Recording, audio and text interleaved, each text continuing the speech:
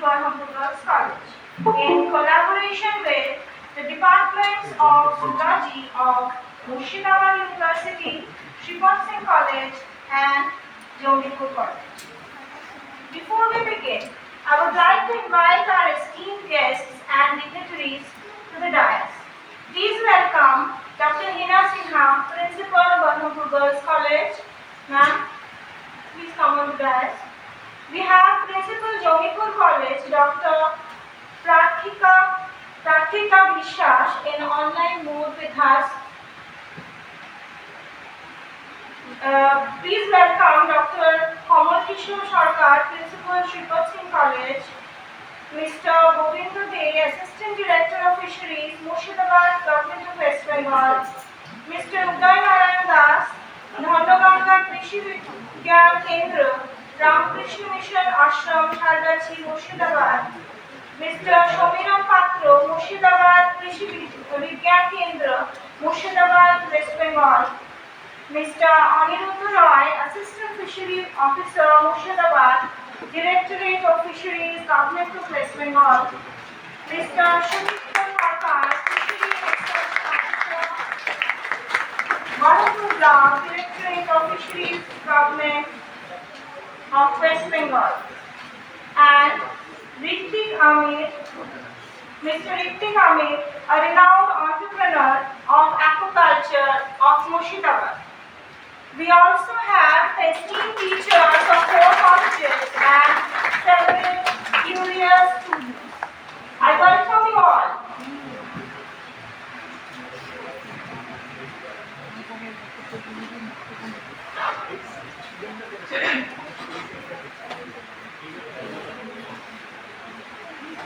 Now, it's time for the inaugural song. The urging prayer to the Almighty, the nature.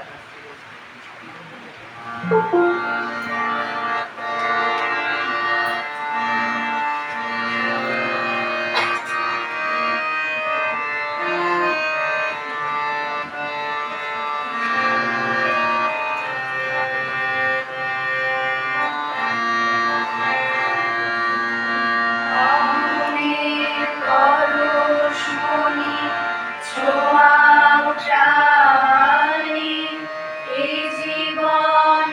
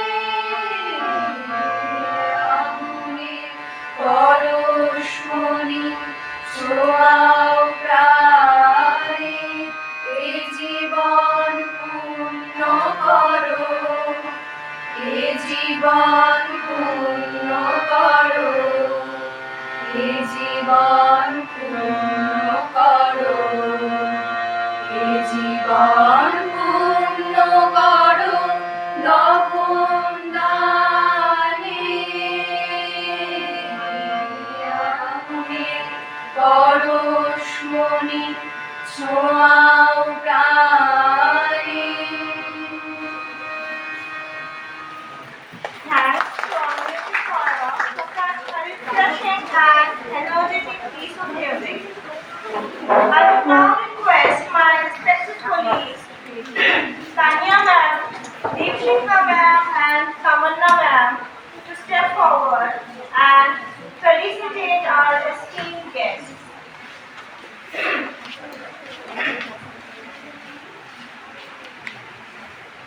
Our students will assist their teachers with the bouquet and Uttoriyo. Please give a warm welcome with applause.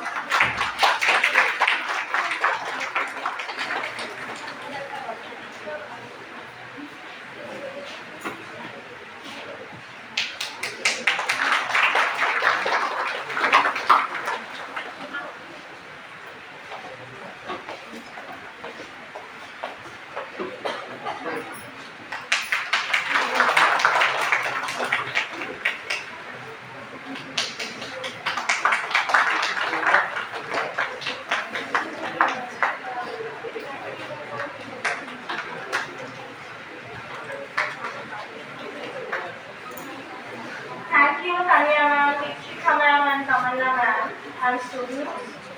Now, I request our principal madam, Dr. Leena Sinha, to say a few words on today's workshop. Ma'am, please.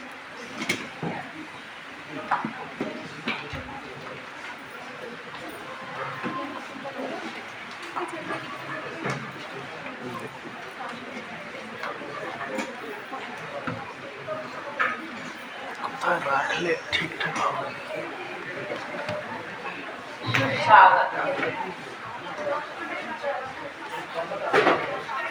আজকে Baharampur girls কলেজের প্রাণীবিদ্যা বিভাগ আয়োজিত একদিনের রাজ্যস্তরীয় এই আলোচনা চক্রে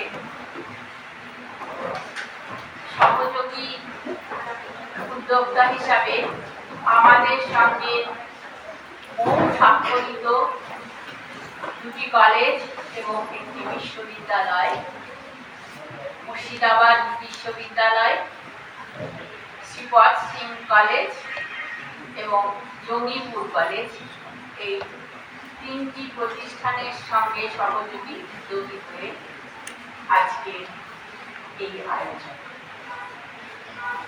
এই অনুষ্ঠানে উপস্থিত শ্রীপদ সিং কলেজের অধ্যক্ষ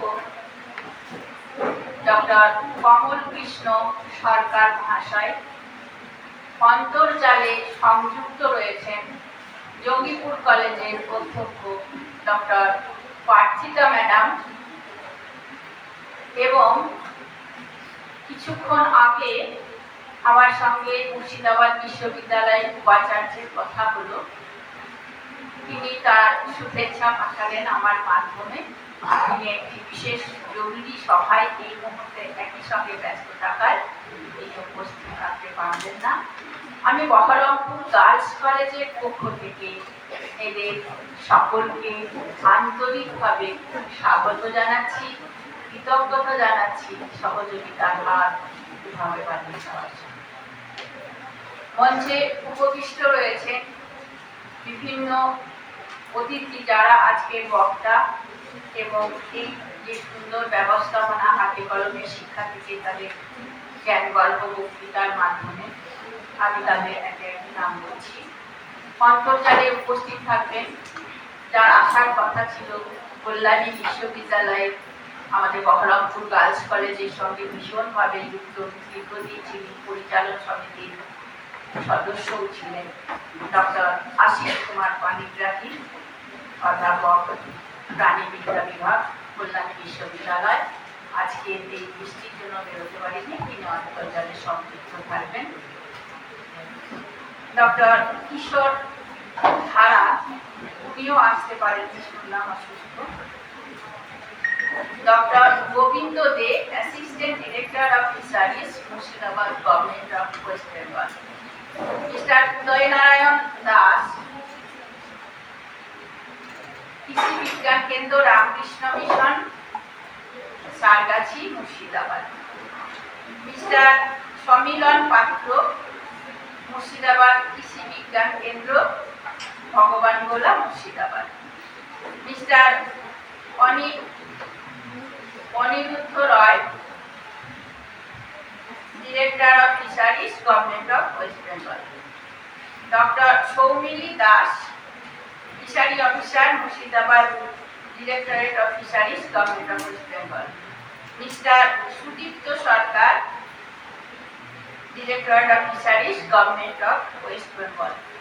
এদের প্রত্যেককে আমি বহরমপুর গার্লস কলেজের পক্ষ থেকে আন্তরিকভাবে স্বাগত জানাচ্ছি এবং কৃতজ্ঞতাও জানাচ্ছি এভাবে আমাদের সঙ্গে সহযোগিতা করে এত সুন্দর একটি অনুষ্ঠানের আয়োজন করার সম্মতি দেওয়ার জন্য।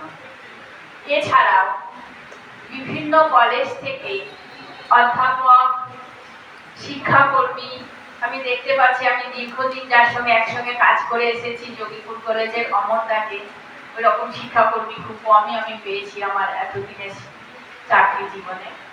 এইরকমই বিভিন্ন কলেজ থেকে আগত ছাত্রছাত্রী এবং আমাদের কলেজের ছাত্রী এবং আজকে যারা আমাদের এই সহযোগিতা করছেন সমস্ত স্টাফ, সকলকে আমি এই অনুষ্ঠানে আন্তরিকভাবে স্বাগত জানাচ্ছি।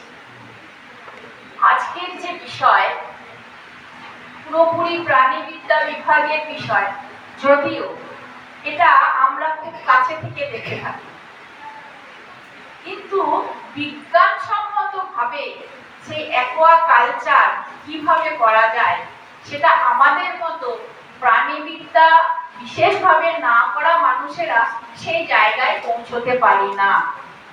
আজকের আয়োজন সেদিকেই জোর দেওয়া যে হাতের সামনে পড়ে থাকা জল, নদী, পুকুর, যেখানে মাছ চাষ করা বিজ্ঞানসম্মত উপায়ে একটা অতি লাভজনক আমাদের উপার্জনের মাধ্যম হতে পারে, সেটা কিন্তু আমরা সকলেই অনবহিত। সেভাবে সম্পূর্ণরূপে অবহিত করার জন্যই বৈজ্ঞানিক পদ্ধতিতে বিজ্ঞানসম্মত উপায়ে কিভাবে আমরা সে জায়গায় পৌঁছে আমরা উপার্জনক্ষম হতে পারি, আমরা অনেক পরিমাণে জলকে সুন্দর করে ব্যবহার করে মানুষের কাছে একটা বড় সম্পদ উপহার দিতে পারি, তার শিক্ষায় এবং সেই ধরনের বক্তৃতায় আজকে এই অনুষ্ঠানে হবে। কাজেই আমি আর আমার কথা দীর্ঘায়িত করব না, আমি এই অনুষ্ঠানের শুভ উদ্বোধন ঘোষণা করছি এবং আন্তরিকভাবে সাফল্য কামনা করছি এবং দৃঢ় প্রত্যয়ের সঙ্গে আমি এখান থেকে সরে যাচ্ছি। সেটা হলো এই সেমিনার শেষে অধ্যাপক, গবেষক, ছাত্রছাত্রীরা বিশেষভাবে উপকৃত হবেন এবং আগামী দিনে একটি সুন্দরভাবে এই অ্যাকোয়াকালচার সুনির্দিষ্ট পদ্ধতির মাধ্যমে ব্যবহৃত হবে এবং তারা নতুন পথ, নতুন দিশার সন্ধান পাবে।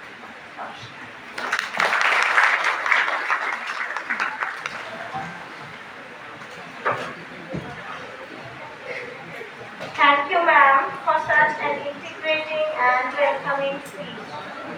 I would now request Dr. Kamal Krishna Sarkar, Principal of Sripot Singh College, to say a few words. Baharampur girls কলেজের ইংরেজি বিভাগের উদ্যোগে মুর্শিদাবাদ ইউনিভার্সিটি, শ্রীপদ সিং কলেজ এবং যোগীপুর কলেজের সমন্বয়ে এই যে সেমিনার নামে ওয়ার্কশপ আয়োজিত হয়েছে, সেখানে সহযোগিতা থাকতে পেরে আমার ভীষণ ভালো লাগছে। মঞ্চে উপবিষ্ট জেনারেলকে আমি কৃতজ্ঞতা জানাই এবং সমস্ত ডিগ্রি যারা আছে তাদেরকে আমি নমস্কার জানাই। ছাত্রছাত্রীদেরকে বলবো যে এই সেমিনার থেকে, এই ওয়ার্কশপ থেকে তোমরা কিছু শিখবে। যদি ছাত্রছাত্রীরা, টিচাররা এবং গবেষকরা এই ওয়ার্কশপ থেকে উপকৃত হয়, তবে সেই সেমিনারের যথার্থ উপযোগিতা হবে। সবাইকে অনেক ধন্যবাদ।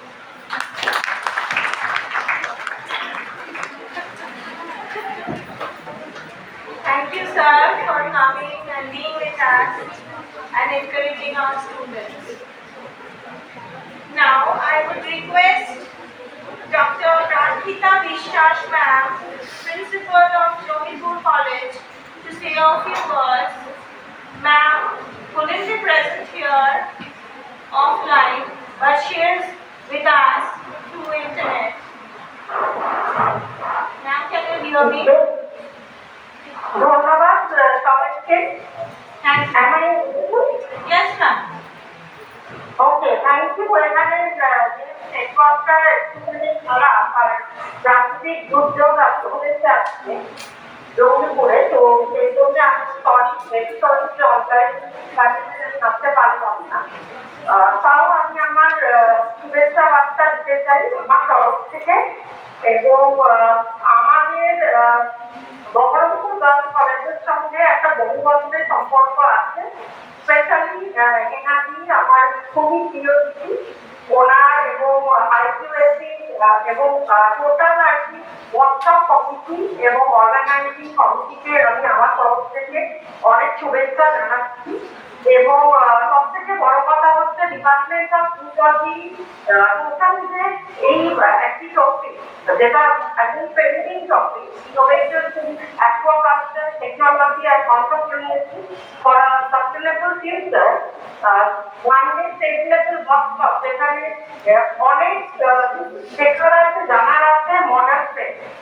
তো এই যৌথ উদ্যোগ মুর্শিদাবাদ ইউনিভার্সিটি, ত্রিপক্ষিং college and our college, that is Jangipur college, ভাইকে আমি শুভেচ্ছা জানাচ্ছি। And I think all the best. আমাদের বেশ কিছু স্টুডেন্টরাও ওখানে পার্টিসিপেট করেছে, আমাদের ফ্যাকাল্টি মেম্বার আছে, নবনীতা আছে, অনুপ আছে এবং আমাদের ল্যাবরেটরি অ্যাসিস্ট্যান্ট অমরনাথ আছে। সবাইকে বলছি যে সবাই একটু ভালোভাবে জানুন বিষয়টা, এবং প্রত্যেকজন স্টুডেন্টকেও বলছি যে সবাই একটু দেখো এই ওয়ার্কশপ থেকে যাতে কিছু টেক আওয়ে নিয়ে আসতে পারো, সেইটাই তোমরা অবশ্যই চেষ্টা করবে। কারণ এখানে খুব নাম করা রিসোর্স পার্সনস আছে related to the department of law. So I think all the luck and best wishes from my side. Thank you one and all.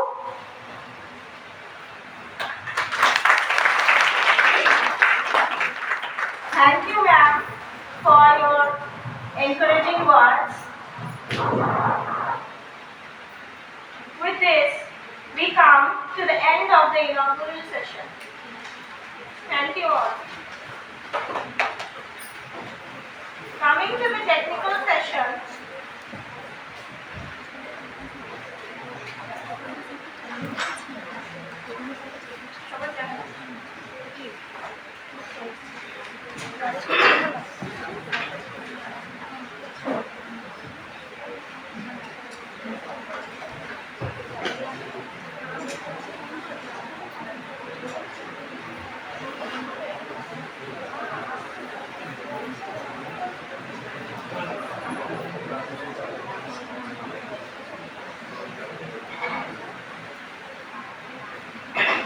our first speaker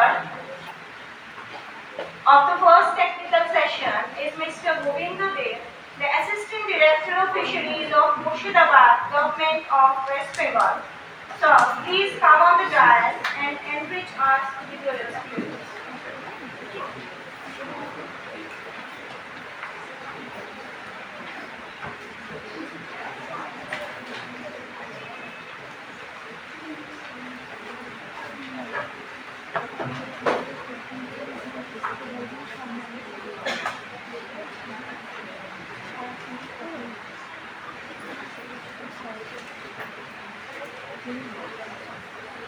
Baharampur girls কলেজের প্রিন্সিপাল ম্যাডাম এবং অন্যান্য যে কলেজগুলোর principal বা madam আছেন এবং অন্যান্য আমাদের zoology department Baharampur girls কলেজের যারা আয়োজক এই সেমিনারের সমস্ত স্যার এবং ম্যাডামদের এবং যারা রিসোর্স পার্সন আজকে সেমিনারে এসছেন এবং আমাদের সর্বোপরি ছাত্রছাত্রীরা যারা আমাদের এই সেমিনারে অংশ নিচ্ছেন তাদের সকলকে মুর্শিদাবাদ জেলা মৎস্য দপ্তরের পক্ষ থেকে আমি অ্যাসিস্ট্যান্ট ডাইরেক্টর ফিশারি অভিনন্দন এবং শুভেচ্ছা জানাচ্ছি। এই সেমিনারে আমাদের আহ্বান করার জন্য আমাদের যে আয়োজক সেমিনারের আয়োজক তাদেরকে আমরা ধন্যবাদ জানাচ্ছি। যাই হোক, আজকের যে বিষয় সেই বিষয়ের ওপর তো টেকনিক্যাল সেশনে আলোচনা হবে, তার জন্য রিসোর্স পার্সন আমরা যারা আছেন আমরা আলোচনা করব। তো মৎস্য দপ্তরের সহ মৎস্য অধিকর্তা মুর্শিদাবাদ হিসাবে আমার দপ্তর অর্থাৎ জেলা মৎস্য দপ্তর কী কাজগুলো করে থাকে একটা বেসিক একটা আউটলাইন যদি আপনারা দিতে পারি তাহলে আমাদের কাজকর্ম সম্পর্কে বুঝতে বিশেষ করে আপনাদের এবং ছাত্রছাত্রীদের অনেক একটা সুবিধা হবে। আমাদের যে কাজগুলো আমরা করে থাকি সেগুলোর মধ্যে আছে মেইনলি আমরা ফোকাস করি প্রোডাকশন অফ ফিশেস, মাছের উৎপাদন বাড়াতে হচ্ছে এবং জানছি আমাদের জনসংখ্যাও বাড়ছে, সঙ্গে সঙ্গে মাছের উৎপাদনকেও বাড়িয়ে নিতে হচ্ছে। এবার মাছের উৎপাদন বাড়াতে গেলে আমাদের দেখতে হবে আমাদের রিসোর্স কি আছে। রিসোর্স মানে আমাদের এখানে জলাভূমিগুলো কি আছে। তো আমাদের এখানে যে জলাভূমি আছে সেটা হচ্ছে 25,299 একর, যার মধ্যে পুকুর আছে, ছোট বড় মিলে বিল বাওর আছে এবং এইসব মিলে যে সংখ্যাটা সেটা হচ্ছে 80,270টা এবং 25,299টা আমাদের 25,299 হেক্টর মানে আমাদের ওয়াটার রিসোর্স। তো আমাদের এই মুহূর্তে যে মাছের প্রোডাকশন হয় সেটা হচ্ছে 1.7143 লক্ষ মেট্রিক টন আমাদের এই মুর্শিদাবাদ জেলায় উৎপাদিত হয়ে থাকে। আমরা আমাদের থ্রাস্ট আমাদের দপ্তরের যে থ্রাস্ট বা ফোকাস সেটা আমরা কি করছি, মাছের উৎপাদনটাকে বাড়িয়ে নিয়ে যাওয়ার চেষ্টা করছি বছরের পর বছর। কিন্তু বাড়িয়ে নিতে গেলে যে সমস্যাগুলো আছে সেই সমস্যাগুলো কি, ওয়াটার রিসোর্স যে আমরা বললাম 25,299 হেক্টর যে জলা, এটা তো আর বেড়ে যাচ্ছে না। নতুন করে ওয়াটার বডি তো আমরা ক্রিয়েট করতে পারছি না। তাহলে আমাদের কাছে কিছু পথ আছে, আমাদের কাছে যে পথটা আছে সেটা হচ্ছে যে সকল ওয়াটার বডি মানে পড়ে আছে যেগুলো চাষ হয় না সেগুলোকে কালচারের আন্ডারে আনা, আর কি সঙ্গে সঙ্গে প্রোডাক্টিভিটিটাকে বাড়িয়ে দেওয়া। প্রোডাক্টিভিটি মানে 1 হেক্টর যে জায়গা বা 1 বিঘে যে জায়গা সেই 1 বিঘে জায়গাতে সেই উৎপাদনটাকে দিনকে দিন আমরা বাড়িয়ে দিয়ে যাওয়া। এখানেই আমাদের টেকনোলজি প্রয়োজন হয়। তো মাছের উৎপাদন বাড়ানোর জন্য যেগুলো আমরা করছি তার মধ্যে আমরা দেখছি যে মাছের উৎপাদন বাড়াতে গেলে প্রথমে আমাদের কি দরকার হচ্ছে সিড, মাছের চারাটা। একটা সময় আমাদের মাছের চারার জন্য নির্ভর করতে হতো প্রাকৃতিক উৎপাদনের উপরে, কিন্তু এখন আর আমাদের সেই নির্ভরশীলতা নেই। আমাদের এই জেলাতে 19টা হ্যাচারি আছে, তার মধ্যে গভর্নমেন্ট অ্যাক্রিডিটেড বা সার্টিফাইড হ্যাচারির সংখ্যা 16টা এবং এই হ্যাচারিগুলো থেকে আমরা বছরে 480 মিলিয়ন সিড আমরা উৎপন্ন করতে পারছি, যেটা আমাদের জেলার আমাদের যে দরকার যে প্রয়োজন সেই প্রয়োজনটা পূরণ করেও বাইরের জেলা বা অন্য স্টেটে আমরা রপ্তানি করতে পারছি। এটা গেল একটা দিক। আর কি দরকার, গভর্নমেন্ট যেটা করে থাকে যে উৎপাদন বাড়াতে গেলে বিভিন্ন রকম ইন্টারভেনশনের দরকার হয়, অর্থাৎ গভর্নমেন্ট বিভিন্ন স্কিম নিয়ে আসে যে স্কিমগুলো আমাদের উৎপাদনকে বাড়িয়ে নিয়ে যেতে পারে। তার মধ্যে আমরা এখন দেখতে পাচ্ছি যে আমাদের জেলাতে বড় মাছের উৎপাদন, এটা বড় মাছ আমরা দেখি মাছ ছোট পাওয়া যায় মার্কেটে, কিন্তু বড় মাছ লাইভ ফিশ সেগুলো পাওয়া যায় না। এই বড় মাছ উৎপাদন স্কিমের জন্য আমরা স্কিম নিয়েছি। ছোট ছোট যে ওয়াটার বডিগুলো আছে সেই ওয়াটার বডিগুলোকে সবগুলোকে কাজে লাগাবার জন্য মানে আমরা ইনপুট দিচ্ছি, যেগুলোকে আমরা বলছি স্মল ওয়াটার বডি স্কিম। আমরা মৎস্য উৎপাদক গোষ্ঠী গঠন করেছি, যাতে করে মৎস্য উৎপাদক গোষ্ঠীরা সমস্ত ওয়াটার বডিগুলোকে চাষ করে একটা উৎপাদনটাকে আরো বাড়িয়ে দিতে পারে। এই কাজগুলো আমরা করছি। সঙ্গে সঙ্গে কিছু ওয়েলফেয়ার স্কিমও আমরা নিয়ে থাকি, অর্থাৎ মৎস্যজীবী বা মৎস্য চাষিদের বিভিন্ন ওয়েলফেয়ার স্কিমগুলো আমরা ইমপ্লিমেন্ট করে থাকি। তার মধ্যে মৎস্যজীবীদের বার্ধক্য ভাতা আছে, মৎস্যজীবী বন্ধু বলে এক ধরনের স্কিম আছে, এগুলো আমরা নিচ্ছি। আর আমাদের যেটা দেখি যে মাছ চাষ করতে গেলে যারা স্টেক হোল্ডার অর্থাৎ যারা চাষি তাদেরকে আপডেটেড করে রাখতে হবে এবং এর জন্য টাইম টু টাইম প্রশিক্ষণের প্রয়োজন হয়। আমরা প্রতি বছর মৎস্য দপ্তর থেকে মৎস্য চাষিদের আমরা প্রশিক্ষণের ব্যবস্থা করে থাকি। এইটা গেল আমাদের মানে প্রোডাকশনটাকে বাড়িয়ে নিয়ে যাওয়ার জন্য যে ধরনের স্কিম প্রয়োজন হয় সেগুলো আমরা ইমপ্লিমেন্ট করছি। আজকের বিষয়ের জন্য যে সেমিনারটা যার জন্য আমরা এসছি সেটা হচ্ছে যে এন্টারপ্রেনারশিপ ডেভেলপমেন্ট। অর্থাৎ আমরা যে স্টুডেন্টরা আসছি যারা আমরা পাস আউট হয়ে বেরিয়ে যাবে তোমরা, তারা কি করতে পারো, যদি সেলফ এমপ্লয়েড হতে চাও তো সেক্ষেত্রে তোমরা কি করতে পারো। এর জন্য আমাদের বেশ কিছু স্কিম রয়েছে, সেন্ট্রাল সেক্টরের বেশ কিছু স্কিম রয়েছে। সেই স্কিমগুলোতে ইচ্ছা করলে আমরা সেলফ এমপ্লয়েড হতে পারবো। সেই স্কিমটার নাম আমাদের আমি বলছি প্রধানমন্ত্রী মৎস্য সম্পদ যোজনা বা বঙ্গ মৎস্য সম্পদ যোজনা, বঙ্গ মৎস্য যোজনা। আমি দু চারটে স্কিমের নাম বলি। যেমন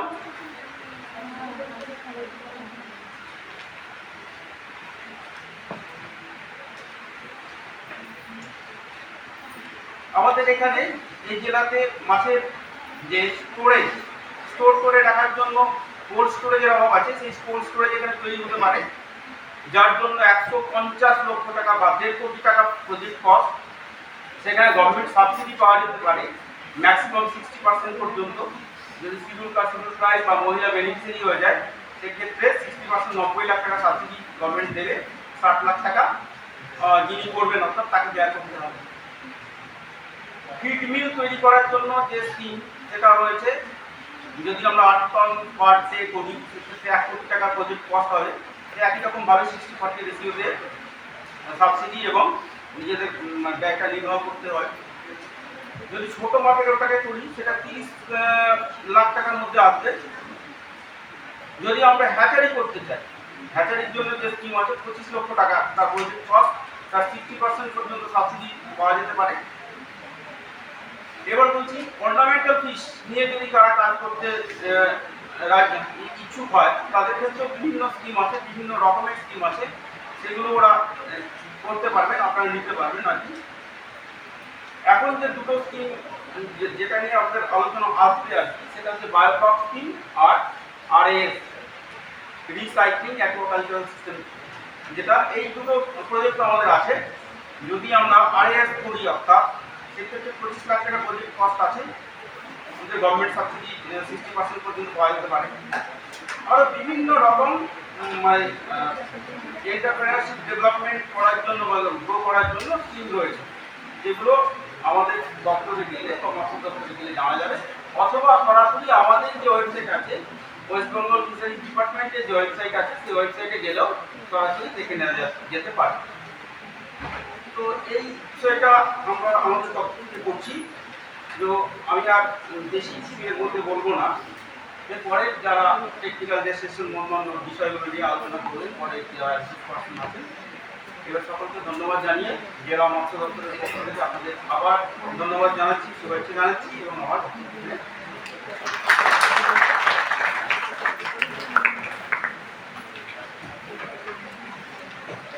Thank you, sir, for such a practical and data-oriented speech. I hope all the students are taking notes of the data and important information. Otherwise, you will forget. So take a note. We have given a kit. You have been given a kit. So take out the pen and the paper pad and take down, so that you can ask questions or clear your queries if you have any in the end of the session. Okay.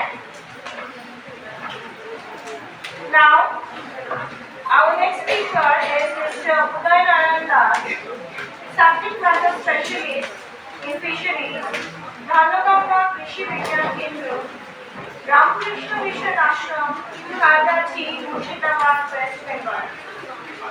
He will share with us the information regarding technology-driven entrepreneurship in freshwater aquaculture, opportunities and innovation.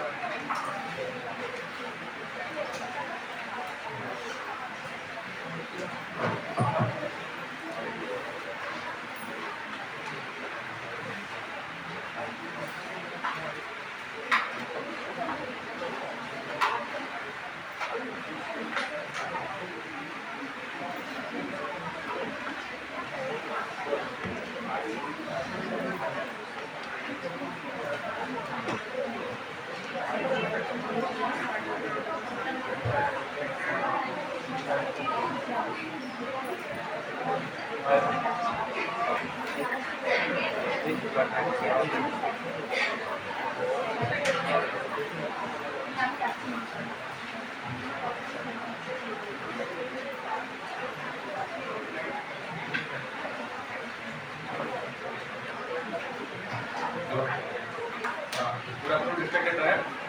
I am Uday Narayan Das, subject matter specialist, fisheries science from Dhanaganga Krishi Vigyan Kendra, which is situated at Ramakrishna Mission Ashram, Sargachi. So today I will discuss about technology-driven aquapreneurship in freshwater aquaculture, scope and opportunities. So first, আচ্ছা আমার লেকচারটা বাংলা এবং ইংরেজি দুটোতেই আমি মিশিয়ে বলবো যাতে করে সবার বুঝতে অসুবিধা হয়, বুঝতে সুবিধা হয়। তো আচ্ছা, তো আমরা এখন ফার্স্ট যেটা একটা চার্ট আমরা দেখতে পাচ্ছি, এই চার্টটা আমাদের trade in Indian fish production, আমাদের ভারতের মাছের উৎপাদন কিরকম চলছে সেটাই চার্টে সিন্স 1980 to 2023-24। তো যেটা আমরা গ্রিন কালার দেখতে পাচ্ছি ওটা হচ্ছে টোটাল ফিশ প্রোডাকশন, যেটা আমাদের পরপর বাড়তে থাকছে। খুব ভালো নিউজ আমাদের জন্য যে আমাদের ইন্ডিয়ান ফিশ প্রোডাকশন বাড়ছে। তার নিচে দুটো আছে, একটা হচ্ছে লাল আর একটা হচ্ছে নীল। লালটা ডিনোট করছে mainly inland fish production. Inland fish production মানে আমাদের যেগুলো আমরা চোখের সামনে দেখছি, পুকুরে যেটা আমাদের চাষ হচ্ছে, নদী থেকে আমাদের যে ক্যাচ হচ্ছে, এগুলোকে। আর যেটা নীল দেখতে পাচ্ছি ওটা হচ্ছে কি marine fish production. Marine fish production কিন্তু totally based on capture fishing, অর্থাৎ মাছ ধরা। এবং আমরা যদি একটু দুটো গ্রাফকে ভালোভাবে দেখি তাহলে আমরা দেখতে পাবো যে নিচে যেটা আছে নীলটা আমাদের কিন্তু সেরকম বাড়ছে না, একটা স্ট্যাগনেন্ট হতে চলছে। অর্থাৎ ক্যাপচার ফিশারিজ যেটা ওটা কিন্তু একটা স্ট্যাগনেশনে চলে এসেছে, ওটাকে বাড়ানো খুব বেশি আমরা কিন্তু পারবো না। উপরন্তু আমাদের টাইম টু টাইম বিভিন্ন রেগুলেশন আপনারা হয়তো শুনেছেন যে ইলিশ মাছ এরকম ধরা যাবে না, এই সময় ব্রিডিং সিজন আমাদের ইস্ট কোস্টে এবং ওয়েস্ট কোস্টে 2 মাস করে আমাদের গ্যাপ দিতে হয়, মাছটাকে যাতে রিক্রুটমেন্ট হয়, অর্থাৎ তার ব্রিডিং সিজনটাকে আমরা ছাড়তে পারি সেই কারণের জন্য। তো এরকম বিভিন্ন রেগুলেশন চলে আসছে, অর্থাৎ আমাদের ক্যাপচার ফিশারিজ একটা স্ট্যাগনেশনে চলে এসেছে। তাহলে পড়ে থাকলো আমাদের culture fishery, inland culture fishery, যেটা কিন্তু আমাদের দিনকে দিন বাড়তে থাকছে। ওকে, তো আমাদের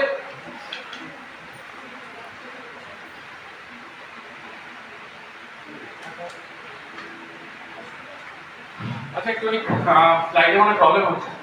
তো আমাদের এটা মুর্শিদাবাদের কনটেক্সটে লেখাতে কিছু একটা প্রবলেম চলেছে, ঠিক আছে নো প্রবলেম।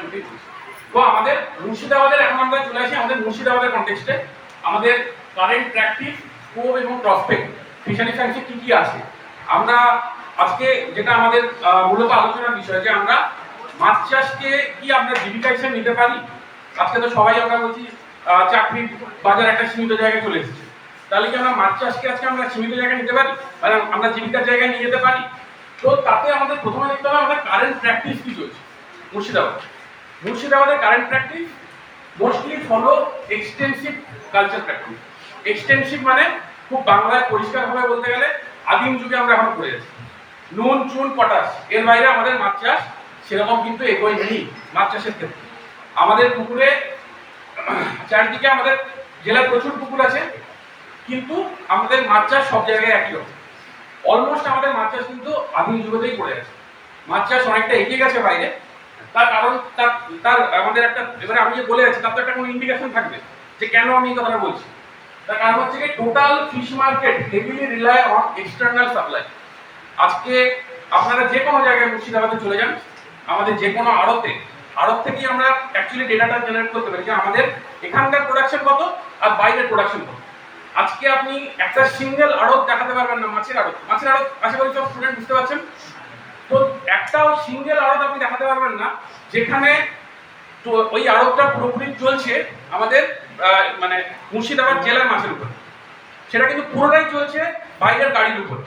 বাইরে থেকে গাড়ি না এলে, গাড়ি অর্থাৎ গাড়িতে করে মাছ এখন নিয়ে যাওয়া যাবে, কিন্তু একটা ট্রাকের উপরে এরকম জল পড়ছে নিয়ে যাওয়া যায়, তো ওইটার উপরেই পুরোপুরি চলছে। আড়তে যদি গাড়ি না আসে তাহলে কিন্তু আমার আড়ত চলবে না। আমাদের বর্তমান সিচুয়েশন এটাই। তো এটা একটা খুব খারাপ খবর, কিন্তু আপনাদের জন্য খুব ভালো খবর। তার মানে এখানে আমার গ্রোথের ইমেন্স পটেনশিয়ালিটি আছে, ঠিক আছে। তারপরে যেটা আমার স্কোপটা যেটা ছেড়ে গেছিল সেটা আমি বলে দিই মুখে, এখানে লেখাটা দেখা যাচ্ছে না। সেটা আমার পূর্ববর্তী বক্তা আমাদের মাননীয় এডিএফ স্যার বললেন যে আমাদের এখানে প্রায় 25,000 হেক্টর জলা আছে, ফ্রেশ ওয়াটার আছে, যেটা আমাদের পশ্চিমবঙ্গ সরকারের স্ট্যাটিস্টিক্স অনুযায়ী মিঠা জল অর্থাৎ মিষ্টি জল ফ্রেশ ওয়াটারের দিক থেকে আমাদের জেলা প্রথম স্থান অধিকার করছে মিষ্টি জলের দিক থেকে। তার মানে আমাদের কাছে হিউজ রিসোর্স অলরেডি অ্যাভেলেবল, ঠিক আছে। তার মানে এটা একটা আমার কাছে স্কোপ। আর তাহলে হচ্ছে প্রসপেক্ট কি আছে, immense demand in fish market, যেটা আমি আপনাদেরকে একটু আগে বলি। মাছ তো আমরা বাঙালি সবাই খাই, আমাদের জেলাতে বাইরে থেকে মাছ আসছে মানে আমার এখানে প্রচুর ডিমান্ড আছে। এবং যখনই আমি মাছ চাষ করব, মাছ চাষের সঙ্গে সঙ্গে আমার কিন্তু অ্যাকোয়াকালচার রিলেটেড অ্যান্সিলারি যে বিজনেস আছে, যেরকম ফিশ ফিড, ফিশ মেডিসিন, এরকম যে বিভিন্ন যে জিনিসগুলো আছে সেগুলোর কিন্তু একটা ভালো চাহিদা জন্মাবে। আজকে আমাদের কাছে যখন কোনো চাষি আসে, আজকে আমাদের এই সেমিনারে ঢোকার আগে একজন চাষি ফোন করেছিল, বলছে স্যার আমার পুকুরে পাট পচা জল ঢুকে গেছে, সব মাছ মরে গেছে, আমি কি করবো। আমি তখন বললাম আপনার তাহলে ওখানে প্রথমে যদি গ্যাস হয়ে থাকে তাহলে জিওলাইট দিন। জিওলাইট কোথায় পাওয়া যাবে? আমি হেল্পলেস, আমার কাছে বলার কোনো জায়গা নেই যে আপনি এখানে যান। উনি ফোন করছেন করতে থেকে নওদার আমতলা থেকে। উনি আজকে এতটাই ডেসপারেট যে উনি বলছেন যে আমার স্যার যা মাছ মারা গেছে মোটামুটি আজকের দিনেই দাঁড়িয়ে কম করে হলেও 25 থেকে 30,000 টাকার মাছ মারা গেছে, 25 থেকে 30,000 টাকা। That's why he is so desperate যে আপনি আমাকে জিওলাইট নেন, যেখান থেকে আমি আনার ব্যবস্থা করব। তো আমি ওনাকে বাধ্য হয়ে বললাম বহরমপুর। তো উনি আমতলা থেকে বহরমপুর আসার জন্য রাজি আছে। তার মানে আমাদের পুকুর তো আর বহরমপুরে নেই, মানে বহরমপুরে আছে, মানে বহরমপুরে তো মাছ চাষটা মেজর নয়, মেজর হচ্ছে আমাদের বিভিন্ন গ্রামে। তো গ্রামে আমার এই বিজনেসের পোটেনশিয়ালিটি হিউজ জায়গায় আছে। এবং আজকের দিনে দাঁড়িয়ে আমাদের কৃষি বিজ্ঞান কেন্দ্রে একটা 1 বছরের ডিপ্লোমা কোর্স হয় দেশি গুণ। সেটা হচ্ছে কি যারা ফার্টিলাইজার ডিলার তারা যদি ফার্টিলাইজারের বিজনেস করার জন্য তাদেরকে একটা সার্টিফিকেট মানে লাইসেন্সের জন্য এই কোর্সটা করা বাধ্যতামূলক। তো ওই কোর্স করতে এসে আমার স্বাভাবিকভাবে ফিশারি কোর্স থাকে, তো যখন ফিশারি জিনিসপত্র পড়ায় তো অনেক কিছু ইন্টারেস্টেড আছে, তারা ইন্টারেস্টেড নিয়ে ফিশারিটাকে শিখে ওখানে যখন একটা গ্রামে একটা পুকুরে মাছ মরছে সেটাকে আটকে দিচ্ছে টিল ডেট, এটা কিন্তু একটা মিরাকেল। অর্থাৎ আমাদের সাইকোলজিতে, মানে মুর্শিদাবাদের চাষিদের সাইকোলজিতে এখনো এটাই দাঁড়িয়ে আছে যে মাছ মরছে তো মরছে। আজকে আমার ধানে যদি কিছু হয় 1000টা পেস্টিসাইড পড়ে যাবে, গরু একবার হামলা করে ডাকলে 10টা ডাক্তার চলে আসবে, কিন্তু মাছ মরছে তো মরছে। তো এই জায়গাতে আমাদের দাঁড়িয়েছে। তাহলে আমাদের কাছে হিউজ স্কোপ আছে এটাকে ক্যাচ করা। তো তাহলে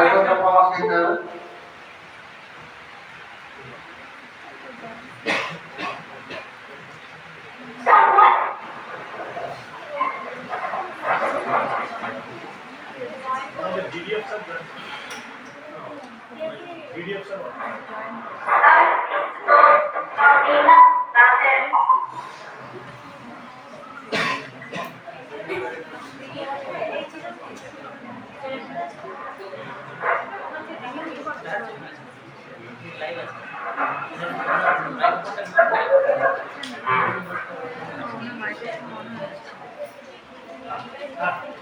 ওকে, সো লেটস কন্টিনিউ। তো আজকে একটু আমার টপিকটা নিয়ে একটু বলে নিই। সেটা হচ্ছে কি technology driven aquapreneurship in fresh water ecology. জিনিসটা কি শুনতে খুব একটা বেশ টেস্টি জিনিস লাগছে। তো জিনিসটা কি অ্যাকচুয়ালি এর নামটা এরকমই দেওয়া হয়েছে যে ক্রিস্পি করার জন্য। অ্যাকচুয়ালি এটা হচ্ছে গিয়ে মাছ চাষকে আমরা জীবিকা হিসেবে কি নিতে পারি সেই কোশ্চেন। এটা যেটা প্রত্যেকের মনে আছে কোশ্চেন, মাছ চাষকে কি আমি জীবিকা হিসেবে নিতে পারি? তো অ্যাকোয়াকালচার মানে মাছ চাষ, আমি চাষ করছি, মাছটাকে তুলছি, সেটা হচ্ছে অ্যাকোয়াকালচার।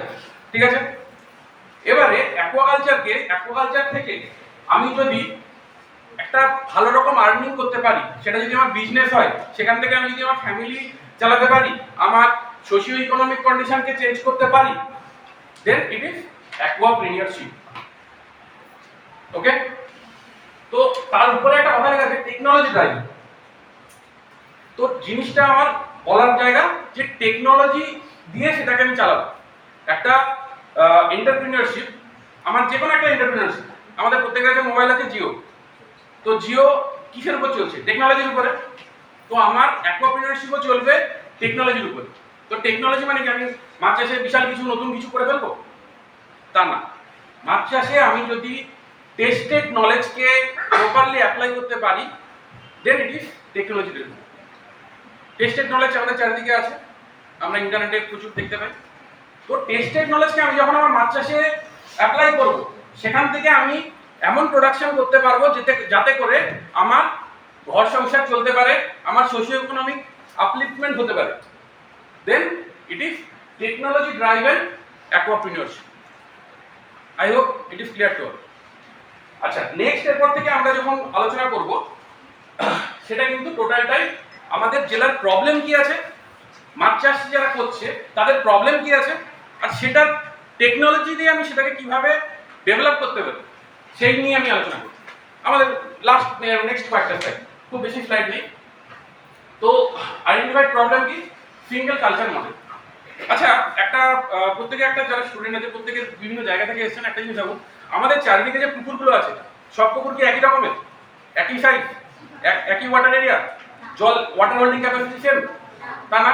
কিন্তু যদি চাষিদের সঙ্গে কম বেশি কথা বলা যায়, প্রত্যেকের মাছ চাষ সেম, সবাই রুই, কাতলা, মৃগেল, সিলভার, গ্রাস কার্প, ইত্যাদি একই চাষ করে যাচ্ছে।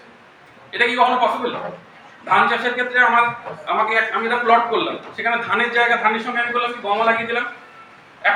এখন ধান লাগানোর সময় আমি বললাম কি এই সময় ধানও লাগালাম, সরষেও লাগালাম, গমও লাগালাম, না টাইম ফ্রেম মারলাম না কিছু মারলাম, হবে? চাষ হবে না। কিন্তু আমাদের এখানে কিন্তু হচ্ছে, সেটা হচ্ছে সব থেকে বড় প্রবলেম। আমাদের একটা 1 বিঘা পুকুর, তাতেও আমার বড় মাছও আছে, একটা 2 কেজি সাইজের কাতলাও আছে, একটা আমার একদম ছোট ডিম মানে যেটা ডিম পোনা বা স্পন সেটাও আছে। আবার 8 বিঘা থেকে 10 বিঘা পুকুর, তাতেও আমার ডিম পোনা স্পনও ফেলছি, বড় মাছও আছে। এটা কোনোদিন পসিবল না, এটা কোনোদিন কোনো চাষের ক্ষেত্রে পসিবল হতে পারে না।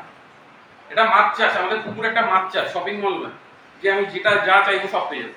আমি ওখান থেকে ছোট মাছও বিক্রি করবো, ওখান থেকে আমি বড় মাছও তুলবো, হতে পারে না। হতে পারে, অ্যাকচুয়ালি মাছ চাষের ক্ষেত্রে হতে পারে না, এটা একটা বলা খুব ভুল। মাছ চাষ অ্যাকচুয়ালি আমাদের যতগুলো চাষের অ্যাভিনিউ আছে, সেটা ধান চাষ হোক, অ্যানিম্যাল হাসবেন্ডারি হোক, হর্টিকালচার হোক, সবগুলোর মধ্যে অ্যাকুয়াকালচার ইজ ব্লেসড। কিসে ব্লেসড? মাছ চাষে আমি কিছু ফেলে দিই, কিছু না কিছু আমি পেয়ে যাই। এটা হচ্ছে মাছ চাষের সব থেকে বড় জিনিস।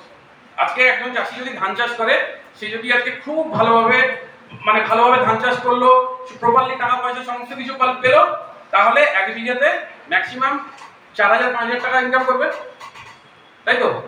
আর যদি মাছ চাষ করে, সে কিছু করবে না, সে কিন্তু সেখান থেকে চাইবে আমি মোটামুটি আমার 20,000 টাকা না হয় তাহলে আমি কি মাছ চাষ করবো। তো মাছ চাষ এতটাই ব্লেসড। তাহলে যে জিনিস এইটুকু জিনিস মানে কিছু না করে আমাকে দিয়ে দিতে পারছে, তাহলে তাকে আমি কিছু করি, তাহলে তাকে কতটা পেতে পারি। ঠিক আছে? তাহলে আমাকে ফার্স্ট যখন চাষের ক্ষেত্রে আসতে হবে আমার পুকুর অনুযায়ী আমাকে চাষের কথা ভাবতে হবে। তো এখানে আমি স্মল পন্ড বলতে 1 বিঘা বা তার কম পন্ড মানে পন্ড সাইজকে বলছি, আর লার্জ পন্ড বলতে 1 বিঘা বা তার থেকে বেশি বলছি। আপনারা যেহেতু সবাই জুলজি স্টুডেন্ট, আপনারা নিশ্চয়ই মাছ চাষে 3টে পুকুরের ভাগ জানেন, তাও আমি হালকা করে অল্প বলে দিচ্ছি। একটা হয় নার্সারি পন্ড বা আতুর পুকুর, একটা রিয়ারিং পন্ড বা রিয়ারিং পন্ড, আর একটা হচ্ছে স্টকিং পন্ড, এটা সবাই জানে। তো চাষের অ্যাঙ্গেল থেকে যদি আমি বলি তাহলে আতুর পুকুর মানে যেখানে আমি একদম বাচ্চা ডিম মানে স্পন থেকে ফ্রাই স্টেজটাকে আমি তৈরি করি, এটা একটা। তারপরে আছে রিয়ারিং পন্ড, যেটা কিন্তু ওয়াইড ভ্যারাইটি হতে পারে। সেটা আমার 10 কাঠা পুকুরকে আমি রিয়ারিং পন্ড হিসেবে ব্যবহার করতে পারি, আবার 3 বিঘা পুকুরকেও রিয়ারিং পন্ড হিসেবে করতে পারি। সেখানে কি তৈরি করবো রিয়ারিং পন্ডে? চারা, মাছের চারা বা ফিশ শিট। আর স্টকিং পন্ড অর্থাৎ যেখান থেকে আমি মাছটাকে বাজারে বিক্রি করার কথা ভাববো। এটা আমাদেরকে খুব স্ট্রিনজেন্টলি পড়ানো হয়, খুব স্ট্রিনজেন্টলি এটা আমাদের এডুকেশন সিস্টেমে পড়ানো হয়। কিন্তু অ্যাকচুয়াল ফিল্ডে প্রথমটাকে 3টের মধ্যে কোনোটাতেই স্ট্রিনজেন্সি নেই। অ্যাকচুয়াল ফিল্ডে সব পুকুরে সবকিছুই হচ্ছে, ঠিক আছে। কিন্তু যদি আমরা ভালোভাবে মাছ চাষ করতে যাই, প্রথম ভাগটাকে আমাদেরকে পুরোপুরি সেপারেট করে দিতে হবে। যেখানে আমি স্পন ছাড়ছি, স্পন থেকে ফ্রাই করছি, ওখানে আমি কোনোভাবে বড় মাছকে রাখবো না। সেই পুকুরটা হবে আমার শ্যালো, অগভীর। কেন? কারণ একটা যে আমরা এমনি কি জানি, একটা বড় মাছ সে কিভাবে চলে, এরকম ভাবে চলে হরিজন্টালি। কিন্তু যেটা ডিম হয়, স্পন হয়, সে কিন্তু ভার্টিক্যাল মুভমেন্ট করে। ভার্টিক্যাল মুভমেন্ট করতে গিয়ে সে প্রথমে উপরে যাবে, উপরে গিয়ে একদম সারফেস চলে এলো, সেখান থেকে অক্সিজেন নিল, আবার নিচের দিকে যাবে। নিচের দিকে ও ততক্ষণ অব্দি যাবে যতক্ষণ না সে কোনো একটা জায়গায় ধাক্কা খাচ্ছে। যদি না ধাক্কা খায় সে আবার উপরে উঠবে না। তো আমার যদি মানে পুকুর খুব গভীর হয়, তাহলে ওই স্পনটা সে নিচের দিকে যেতে যেতে সে খেয়ে হারিয়ে ফেলবে। আলটিমেটলি আমাদের হিউজ ওয়াটার প্রেসারে তার রেসপিরেটরি সিস্টেম চোকড হয়ে যাবে এবং সে মারা যাবে। তো ওই কারণের জন্য আমরা কিন্তু কোনোভাবে গভীর পুকুরে ডিম চাষ অর্থাৎ যেটা নার্সারি পন্ড আমরা করবো না, ঠিক আছে। এরপরে করে থাকলো রিয়ারিং পন্ড অ্যান্ড স্টকিং। তো এখানে একটা কনসেপ্ট আমাদের একটু নেওয়া উচিত, সেটা হচ্ছে সব চাষের চারার একটা নির্দিষ্ট সাইজ আছে। আমি ধানের চারা কত করবো? 1 থেকে 1.5 ইঞ্চি। আমি প্রথমে বীজতলা ফেলবো, বীজতলা 1 থেকে 1.5 ইঞ্চি হবে, তারপরে আমি মাটি যেতে। এটা প্রত্যেকটা চাষে একটা চারার একটা নির্দিষ্ট সাইজ আছে। কিন্তু মাছের ক্ষেত্রে, মাছ চাষের ক্ষেত্রে কোনটা আমার চারা? 50 গ্রাম মাছ সেটা আমার চারা, 100 গ্রাম মাছ সেটা আমার চারা, না 500 গ্রাম মাছ সেটা আমার চারা? কোনটা চারা? কেউ বললে ভালো হয়, একটু ইন্টারেক্টিভ সেশন হলে ভালো হয়। কোনটা মাছের চারা? কোনটাকে মাছের চারা বলে আমি বলবো? 50 গ্রাম। আচ্ছা, অ্যাকচুয়ালি মাছের চারা এভাবে ডিসাইডেড হয়। কেন? মাছের চারা ডিসাইড হবে, যেটা এটা এই টেকনোলজিটা আমি বলছি। মাছের চারা ডিসাইড হবে আমি পুকুর থেকে কি চাইছি। প্রথমে আমি বলেছি পুকুরকে আমি শপিং মল করবো না, পুকুরে আমার যেটা দরকার আমি সেটাই তুলব। আমার পুকুর থেকে আমার যদি 1 কেজি সাইজের মাছকে আমার তুলতে হয়, 1 কেজি সাইজের মাছ আমি আমার পুকুর থেকে প্রোডাকশন করতে চাই। 1 কেজি মানে অ্যাভারেজ 900 গ্রাম হতে পারে, সেটা 1 কেজি 100, কেউ একদম স্ট্রিক্টলি 1 কেজি ধরে নেবেন না। তো 1 কেজি সাইজের মাছ যদি আমি প্রোডাকশন করতে চাই, সেক্ষেত্রে আমার চারা হবে যে মাছের ওজন 300 থেকে 400 বা 500 গ্রাম। কেন এরকম হবে? একটা মাছ পুকুরে ফেলার পরে প্রথম 6 মাসে সে মাছটা সব থেকে তাড়াতাড়ি বাড়ে। প্রথম 6 মাসে সব থেকে তাড়াতাড়ি বাড়ে, তারপর থেকে তার গ্রোথ কিন্তু ধীরে ধীরে কমে যাবে। আমাদের একটা স্টাডিতে দেখা গেছিল যে প্রথম 6 মাসে একটা মাছ যে সাইজটা বাড়ছে, তারপরে 1.5 বছরে প্রথম 6 মাসের গ্রোথটা নিচ্ছে। তো একটা মাছকে আমি যত পুরনো করে রাখবো, দেখবেন চাষিদের সঙ্গে কথা বলে যে আমার পুকুরে মাছ বাড়ছে না, মাছ বাড়ছে না, তার পুকুরে তো সবকিছুই ঠিক আছে, কিন্তু তার মাছ বাড়ছে কেন? মাছটা পুরনো হয়ে গেছে। তাহলে আমাকে চেষ্টা করতে হবে প্রথম 6 মাসের গ্রোথটাকে আমাকে নিতে। আমি যদি অ্যাকোয়াপ্রেনারশিপে আসতে যাই, আমি যদি এটাকে আমার ব্যবসা হিসেবে দেখতে যাই, তাহলে আমাকে প্রথম 6 মাসের যে হাই গ্রোথ সাইকেলটা ওইটাকে আমাকে ক্যাপচার করতে হবে। এই কারণের জন্য চাষিদের মধ্যে একটা কথা দেখবেন প্রচলিত আছে, আমি মাছকে পুকুরে যতবার পুকুর চেঞ্জ করাবো তত মাছ বাড়বে। একটা এবছরের একটা ডিম সেটা আগামী 1 বছরের মধ্যে সে 1 কেজি সাইজে যেতে পারে, তাকে যদি আমি বেশ কয়েকবার পুকুর পরিবর্তন করাই। কিন্তু ওই একই ডিমকে, একই ব্যাচের একই ডিমকে আমি যদি একই পুকুরে রেখে দিই, তার 1 কেজি সাইজে যেতে কাছাকাছি 2.5 থেকে 3 বছর লেগে যায়। এটা টেস্টেড, যেটা আমি আপনাদেরকে বললাম যে টেকনোলজি ড্রাইভার মানে টেস্টেড নলেজ। তাহলে আমি এখানে কি করব? আমার পুকুরে যে সাইজটা আমি হারভেস্ট করতে চাইছি সেইটার উপর বেশ করে আমি চারা ডিসাইড করব। এখন 1 কেজি সাইজের মাছও চারা হতে পারে। কেন? কেউ যদি চায় যে আমি শুধুমাত্র অনুষ্ঠান বাড়িগুলোকে ধরি, সেখানে আমার বড় বড় মাছ দরকার, মানে 2 কেজি 3 কেজি সেরকম দরকার, তাহলে সেখানে আমি কি করবো? 1 কেজি সাইজের মাছকে ফেলবো, তাহলে সে তাড়াতাড়ি বড় হবে।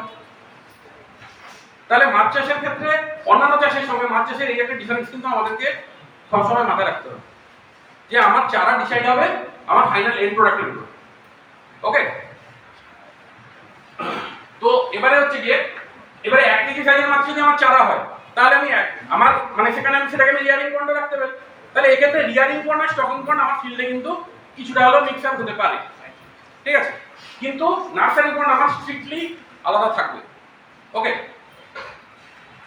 তো এবারে এটা এই যে টোটাল ঘটনাটা বললাম এতক্ষণ ধরে, এটা কিন্তু টোটালটাই আইএনসির জন্য, ইন্ডিয়ান মেজর কাপসের জন্য। এবারে আমাদের কোশ্চেন আসতে পারে যে, এখন প্রত্যেকের মনে প্রশ্ন আসতে পারে, কারণ আমাদের তো পুকুর আশেপাশে যেগুলো আছে সেগুলো বেশিরভাগই ছোট, তো সবাই চারা করবে, তাহলে আমি তো বড় মাছ করতে চাই। আর সত্যি কথা বলতে কি, নার্সারি পন্ড মানে একটা বাচ্চাকে পালন করা, সেটা মানুষের হোক, গরুর হোক, মাছের হোক, সব থেকে টাফ কাজ। তো আমি নতুন, আমি একদম সবাই আমি স্টুডেন্ট থেকে এখন আমি চাষে আসতে চাইছি, তাহলে আমার কিভাবে চাষে আসতে হবে? সবসময় চাষে আসবে বড় পুকুরের থ্রু দিয়ে, বড় মাছ প্রোডাকশনের মাধ্যমে।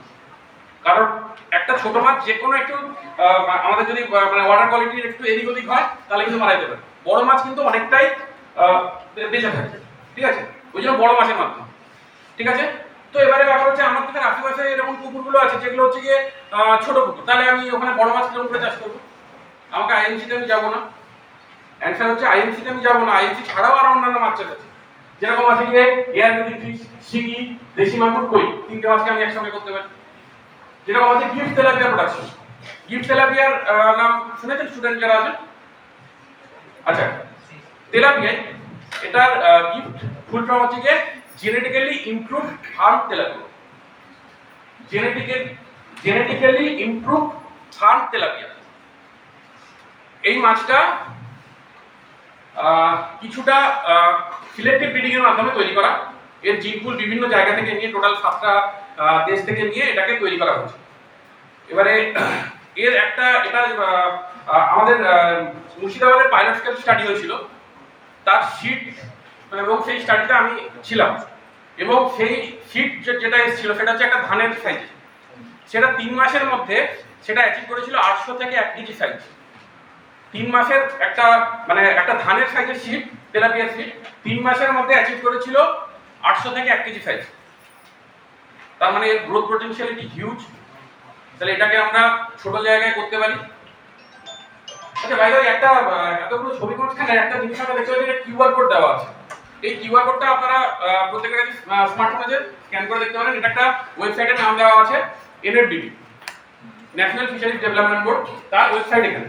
তো এবারে আমি যে মাছগুলো বলছি, আজকে আমার কাছে এতটা সময় নেই যে আমি প্রত্যেকটা আমাদের কালচার প্র্যাকটিস আপনাদেরকে বলছি, বা সেটা এতটা বলতে গেলে অনেকটা বোরিং হয়ে যাবে, কারণ আমার পরবর্তী বক্তারাও আছে।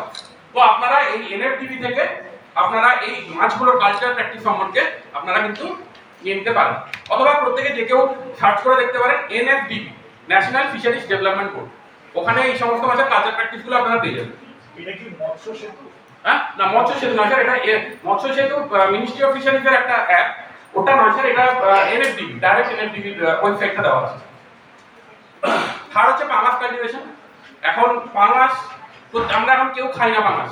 পাঙাশ বলতে গেলে প্রথমে যে পাঙাশ কি আমরা কেউ খাই, সেরকম কেউ খাই না, কিন্তু আমরা প্রত্যেকে পাঙাশ খাই। কেন?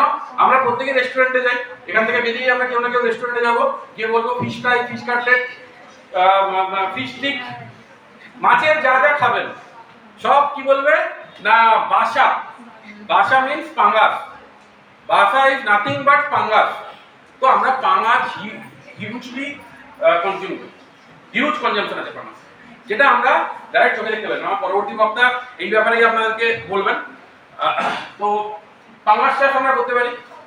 আরেকটা যেটা এখানে ঢেকে গেছে সেটা হচ্ছে কি স্মল ইন্ডিজিনাস ফিশেস, যেগুলো আমাদের ছোট ছোট মাছ হারিয়ে যাচ্ছে, যেগুলো কিন্তু দাম প্রচুর আছে, যেরকম মোরালা, যেরকম বাটা, পুঁটি, সরপুঁটি, এই সমস্ত মাছের চাষ। এগুলো ছোট পুকুরেই হবে।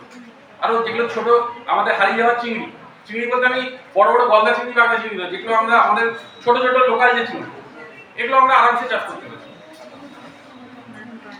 আচ্ছা, এর মধ্যে একটা মাছের এটা একটু বড় করে হলো, এটা হচ্ছে গিয়ে, এটা কি মাছ, এটা যেটা বড় হলো ছবিটা, হ্যাঁ, মাগুর মাছ।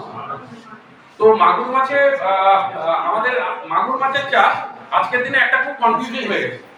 কেন না, মাগুর মাছ বলতে হাইব্রিড মাগুর বলে আমরা একটা জিনিসের নাম শুনেছি, তো যেটা হাইব্রিড মাগুর না দেশি মাগুর, সেটা আমাদের খুব কনফিউশন একটা তৈরি হয়। কিভাবে চিনবো হাইব্রিড মাগুর না দেশি মাগুর, যদি দুটো সেম সাইজের হয়? কালার ডিফারেন্সিয়েট, কালার মাছের একটা খুব ভালো একটা বৈশিষ্ট্য আছে, সেটা হচ্ছে কেমোফ্ল্যাজ। মাছ তার কালার চেঞ্জ করতে পারে। একটা মাছ একটা পুকুরে খুব নোংরা জলে হয়েছে, পুরো কালো, বাজারে গেলে দাম পাবো না, তো আমি বললাম কি ওটাকে একটা পরিষ্কার জলে 7 দিন রেখে দিলাম, ও কালো রঙ ছেড়ে দেবে, সাদা হয়ে যাবে। তো এটা মাছের, এবং চাষিরা কিন্তু এটাকে ইউটিলাইজ করে, এটা সব মাছের হয়। তো কালার দেখে আমি কোনোভাবে ডিসাইড করতে পারবো কোনটা দেখে পারবো। এই যে মাছের মাথার এই জায়গাটা, এই জায়গাটা, এটা মাথা, এটা বডি স্টার্ট হচ্ছে, এই যে ঘরটা দেখতে পাচ্ছেন? আচ্ছা, এটাকে মার্ক করা যায় কোনোভাবে?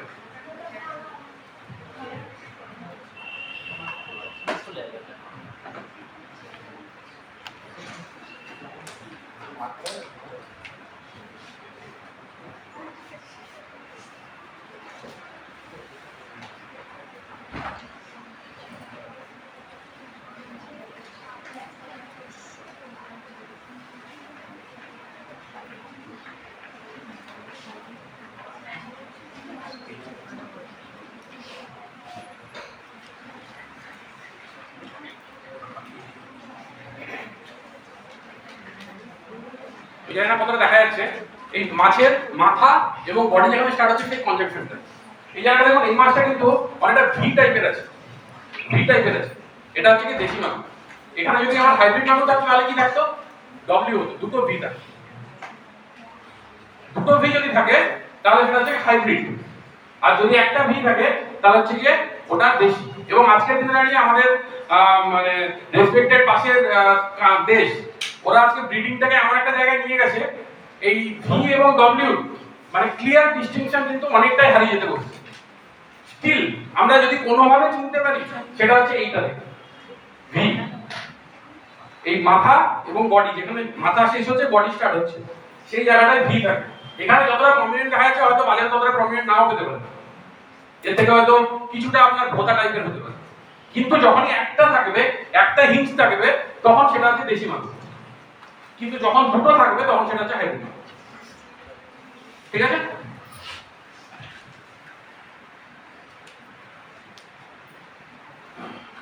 পাশে আর একটা মাছ আছে যেটা এখানে লেখা নেই, সেটা হচ্ছে যে শোল মাছ।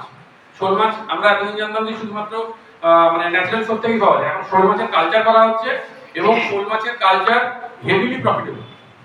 কিন্তু একটা এতক্ষণ যেগুলো বলে গেলাম, এর একটা ড্রব্যাকও আছে। একটা ড্রব্যাক কি আছে? আমি যদি এক্ষুনি বলি গিফটে লাগবে সিড আনতে হবে, আমি মানে আপনারা সেটা দিন আমিও পাবো না, খুব টাফ। কেন? যেটা আমার প্রথমে ছিল, কেউ চাষ করেই না, সবাই তো হচ্ছে গিয়ে রুই কাতলা মৃগেল, রুই কাতলা মৃগেল।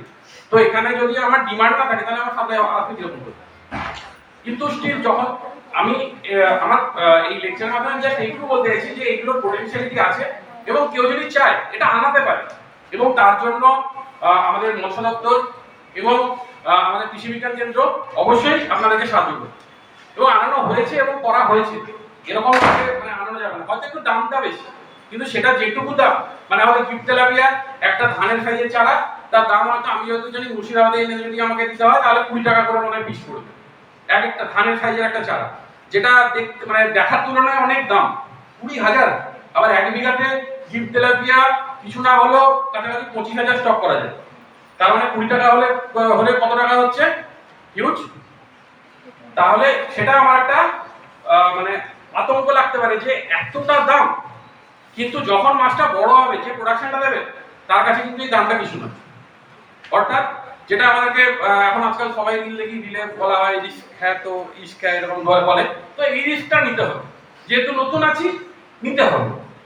নতুন হলে তবেই হচ্ছে কি আমি সেখান থেকে প্রফিট পাবো, না হলে পাবো না।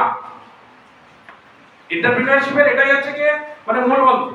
রিস্ক মানে এরকম নয় যে আমি পাহাড় থেকে লাফিয়ে পড়লাম, থামথাম খাওয়ার জন্য ছুটে পড়লাম, সেটা নয়। রিস্ক মানে এই রিস্কটা। হ্যাঁ, সবাই বলছে দাম এত, আজকে যদি আমি যাই পুকুর লিজ নিতে, পুকুরের দাম সবাই বলবে 2 লাখ টাকা, 3 লাখ টাকা। আশেপাশে যারা চাষিরা বলবে, তারা বলবে বাবা এই দামে তো কোনোদিন সম্ভব না। ওদের চাষের পদ্ধতিতে সম্ভব নয়, কিন্তু আপনাদেরকে যদি এইরকম চাষ করা হয় তাহলে অবশ্যই সম্ভব। তো দিস ইজ রিস্ক, আরো ভালোভাবে বলে this is calculated risk. Unknown risk না ঠিক নয়, কিন্তু ক্যালকুলেটেড রিস্ক এন্টারপ্রেনার হতে গেলে নিতে হবে।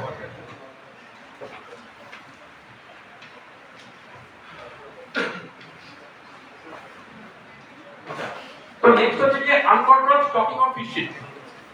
স্টকিং ডেনসিটির কোনো ঠিক ঠিকানা নেই। আমার কতটা মাছ ছাড়া আছে, আমার পুকুরে কতটা মাছ আছে, এটার কোনো ঠিক ঠিকানা নেই।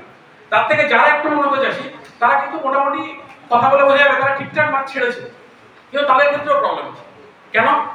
কারণ প্রত্যেকটা পুকুরে আমরা এখন যদি খেয়াল করি তেলাপিয়াতে ভর্তি, এবং তেলাপিয়ার একটা ক্যারেক্টারিস্টিক আছে, দ্যাট ইজ প্রলিফিক ব্রুডার। অর্থাৎ তেলাপিয়ার অটোমেটিক্যালি বাচ্চা হয়ে যেতে থাকে, প্রলিফিক ব্রুডার। ঠিক আছে? প্রলিফিক ব্রুডার মানে হচ্ছে কি অটোমেটিক্যালি ওর বাচ্চা হয়, মানে ওকে আমাদের কোনো ব্রিডিং করতে হয় না। ওরা ক্যাপটিভ কন্ডিশনে অটোমেটিক্যালি ওরা ডিম পাড়ে, ডিমকে ওরা ওদের প্যারেন্টাল কেয়ার আছে, ওরা বাচ্চাটা বড় করে ফেলে। তো আমার পুকুরে যখন একবার তেলাপিয়া ঢুকে যায়, তখন এটা আমাদের কাছে প্রচুর চাষি আছে যে তেলাপিয়া সরাবো কিভাবে, এবং মানে খুব টাফ। তেলাপিয়াকে সরাতে গেলে পুকুর শুকানো ছাড়া আমাদের কাছে মানে একদম সিলেক্টিভলি তেলাপিয়াটাকে সরানো ইম্পসিবল। মানে আমাদের কাছে এখন অবধি কোনো সেই টেকনোলজি নেই, আমরা এই জায়গায় ব্যর্থ। এবং সায়েন্স মানেই ব্যর্থ, সায়েন্স কোনোদিন সফল নয়, ব্যর্থ থাকলে তবেই সফল হবে। তো তেলাপিয়া সরানোর কোনো জায়গা নেই। অর্থাৎ তেলাপিয়া যখন আমার বেড়ে যাচ্ছে, তখন কি হচ্ছে আমার পুকুরের স্টকিং ডেনসিটি অটোমেটিক্যালি আমার বেড়ে যাচ্ছে। এবারে আমি যখন মাছকে খাবার দিচ্ছি, আমি যখন মাছকে কোনো ওষুধ দিচ্ছি, তখন সেক্ষেত্রে আমার ম্যানেজমেন্টের প্রবলেম হচ্ছে তো। তারপরে এই তেলাপিয়া অনেক চাষি বলছে স্যার আমি তো খাবার খাওয়াচ্ছি, কিন্তু আমার মাছ তো বাড়ছে না। বাড়বে কিভাবে? তার তো খাবার প্রথমে তেলাপিয়া খেয়ে নিচ্ছে। একটা পুকুরে মাছটা খাবার দিলেন, প্রথম হামলা করবে যেগুলো উইট ফিশ, সে তারা তেলাপিয়া প্রথমে হামলা করে প্রথম খাবার খেয়ে নেবে। তাহলে আপনার যেগুলো টার্গেটেড কালচার স্পিসিস, তারা তখন বাড়বে কিভাবে? তারা বাড়তে পারবে না। তো এই স্টকিং ডেনসিটির এই প্রবলেমগুলো আছে, এবং স্টকিং ডেনসিটির সব থেকে মানে তাহলে আমাদেরকে স্টকিং ডেনসিটি আমাদেরকে ঠিক করে আমাদেরকে মানে পুকুরে ছাড়তে হবে। এবং শুধুমাত্র ঠিক করে না, আমি ঠিক করে ছাড়লাম, কিন্তু আমার মাছ ছাড়ার সঙ্গে সঙ্গে আমার তার মধ্যে একটু তেলাপিয়া চলে গেল। আমি যতই ঠিক করে না কেন, আমার কিন্তু তেলাপিয়াটা আমার স্টকিং ডেনসিটিকে নষ্ট করে দেবে। সেক্ষেত্রে কিন্তু আমার কিছু করার থাকবে না। তো এই বিষয়গুলো আমাদেরকে কিন্তু দেখতে হবে। এবং স্টকিং ডেনসিটি বেড়ে গেলে স্বাভাবিকভাবে মাছের মৃত্যু অবধারিত। মাছ মরে, মানে আমরা সবাই মাছ চাষ মানে সবাই ভাবি মাছ চাষ মানে চুরি হয়ে যাবে, মাছ চাষ মানে পুরো বিষ পড়ে যাবে। এটা শুধু মাত্র আমরা না, মানে যারা হাইলি এডুকেটেড পারসন তারাও হবে। কিন্তু আমি বুঝতে পারি তারা কেন এটা বলে না যে সবজির বাগানে তো চুরি হবে। একটা কারোর বাড়িতে ক্যাপসিকাম ঝুলছে, চুরি হতেই তো পারে। তাহলে মাছ চাষের চুরি হয় তা নিয়ে সবাই বদার কেন? কারণ একটা মাছ মানে সবাই দেখছে 200 টাকা আমার চোখের সামনে চলে যাচ্ছে। আমরা যেটা দেখি সেটা আমরা বুঝি। আমার পুকুর থেকে ছিপফেলে মাছটা নিয়ে চলে গেল, আমি চোখের সামনে দেখি 200 টাকা ঝুলে নিয়ে যাচ্ছি। ওই কারণের জন্য আমরা বদার করি। কিন্তু মাছ চাষে মাছ সব থেকে বেশি মরে ডিউ টু ওয়েদার চেঞ্জ। আজকের ওয়েদারে আপনারা যদি খোঁজ নেন, বেশিরভাগ পুকুরে মাছ ভেসে উঠেছে, বেশিরভাগ পুকুরে। কেন? Due to deficiency of oxygen. মেঘলা ওয়েদার মানে অক্সিজেনের ডেফিসিয়েন্সি হবে। সেখানে যখন আমার স্টকিং ডেনসিটি হাই থাকবে, মাছ মরতে বাধ্য। আমরা সেই দিকে ফোকাস করি না। মাছের ক্ষেত্রে এটা আরেকটা বড় প্রবলেম। মাছের যা হয় আমাদের চোখের দেখার বাইরে হয়ে যায়, আর আমরা যেটাকে দেখতে পাই না আমরা ভাবি যে সেটার কোনো প্রবলেম নেই। যেটা আমার চোখের সামনে আছে আমি সেইটাকে ভাবি যে প্রবলেম। ঠিক আছে?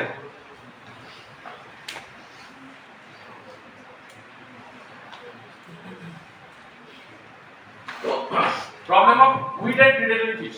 আমরা সবাই উইট ফিশ সম্বন্ধে শুনেছি, প্রিডেটরি ফিশ নিয়ে পড়েছি। উইট ফিশ প্রিডেটরি ফিশের মানে হচ্ছে কি যেগুলো আমাদের পুকুরে আগাছাটায়, মানে যেটা আমার দরকার নেই আমার পুকুরে চলে এসেছে, সেটা হচ্ছে উইট ফিশ। আর প্রিডেটরি মানে যে হচ্ছে আমার পুকুরে যে কালচার স্পিসিস আছে তাকে ধরে খেয়ে নিচ্ছে। তাই তো আমরা এটাই করেছি। কিন্তু আমরা যেগুলোকে উইথ ফিশ হিসেবে পড়েছি, সে যদি আজকে আমাকে টাকা দেয় তাহলে সে কি উইথ ফিশ থাকবে? থাকবে না তো। আমার পুকুরে যদি মৌরলা থাকে, মৌরলা আমরা উইথ ফিশ হিসেবে সবাই জানি। মৌরলা যদি আমার পুকুরে থাকে সেটাকে আমরা পড়ছি উইথ ফিশ হিসেবে, কিন্তু যখন আমি মানে বিক্রি করছি ওটা কিন্তু আমাকে অনেক বেশি টাকা দিচ্ছে। তা যখন আমি যখন বলছি আমি অ্যাকুয়াপ্রিনিয়ার, আমি একজন ব্যবসায়ী এন্টারপ্রেনিউর, তখন যে আমাকে টাকা দিচ্ছে আমি ভাই তার, তুমি বইতে যা পড়াও, পরিষ্কার কথা। তাহলে আমি মৌরলাকে কিন্তু কখনো উইথ ফিশ হিসেবে ধরবো না। উইথ ফিশ হিসেবে কাকে ধরবো? তেলাপিয়া। তাহলে আশা করি উইথ ফিশ। এবারে এই মৌরলা ছাড়াও এরকম কি কি মাছ হতে পারে, যেরকম হচ্ছে আমার যেগুলো লোকাল চিংড়ি, যেগুলো লোকাল চিংড়ি, এই মৌরলা, লোকাল চিংড়ি, পুঁটি, এই সমস্ত মাছ আমার পুকুরে যদি একবার ঢুকে যায় তারা অটোমেটিক্যালি ব্রিডিং করে করে তারা পুকুরটাকে ভরিয়ে দেয়, এবং আপনি যখনই জাল করবেন তখনই হচ্ছে গিয়ে আপনি মাছটা পাবেন। এদের চাষের জন্য আমাকে আলাদা করে কোনো কষ্ট কিন্তু করতে হবে না। আমাকে যার পুকুরে মাছটা আছে তার পুকুর থেকে জ্যান্ত মাছটা এনে আমাকে আমার পুকুরে ছাড়তে হবে, তাহলেই হবে। আমার পুকুরে এমনিতেই ভরে থাকে। এদেরকে উইথ ফিশ কেন বলা হয়েছিল? কারণ এরা সবাই বেশিরভাগই প্ল্যাঙ্কটন, মানে প্ল্যাঙ্কটন খায়। তো প্ল্যাঙ্কটন যখন খেয়ে নিচ্ছে তাহলে আমাকে প্ল্যাঙ্কটন প্রোডাকশন করতে হবে। ব্যাস, ওইটুকু তো সিম্পল। আমি যদি প্ল্যাঙ্কটন প্রোডাকশন প্রপার করে নিতে পারি তাহলে এই সমস্ত মাছ রাখতে আমার কোনো প্রবলেম হবে না। তাহলে আমি উইথ ফিশ হিসেবে যাদের দাম আছে বাজারে, স্মল ইন্ডিজিনাস ফিশ, তাদেরকে আমি কোনোভাবে উইথ ফিশ হিসেবে কনসিডার করব না। যেরকম মৌরলা, যেরকম পুঁটি, এগুলোকে আমি কোনোভাবে উইথ ফিশ হিসেবে কনসিডার করব না। করবো কাকে? এই ধরনের তেলাপিয়া। এই তেলাপিয়া কিন্তু গিফট তেলাপিয়া, সে কিন্তু যেটা বাড়ার যে স্টোরিটা দিলাম, এই তেলাপিয়ার ক্ষেত্রে কিন্তু সেটা হবে না। এই তেলাপিয়ার নাম্বারটা বড় বেড়ে যাবে, কিন্তু এ কখনো সাইজে বাড়বে না, এর দামও পাবে না। তাহলে এটা আমার হচ্ছে গিয়ে উইথ ফিশ।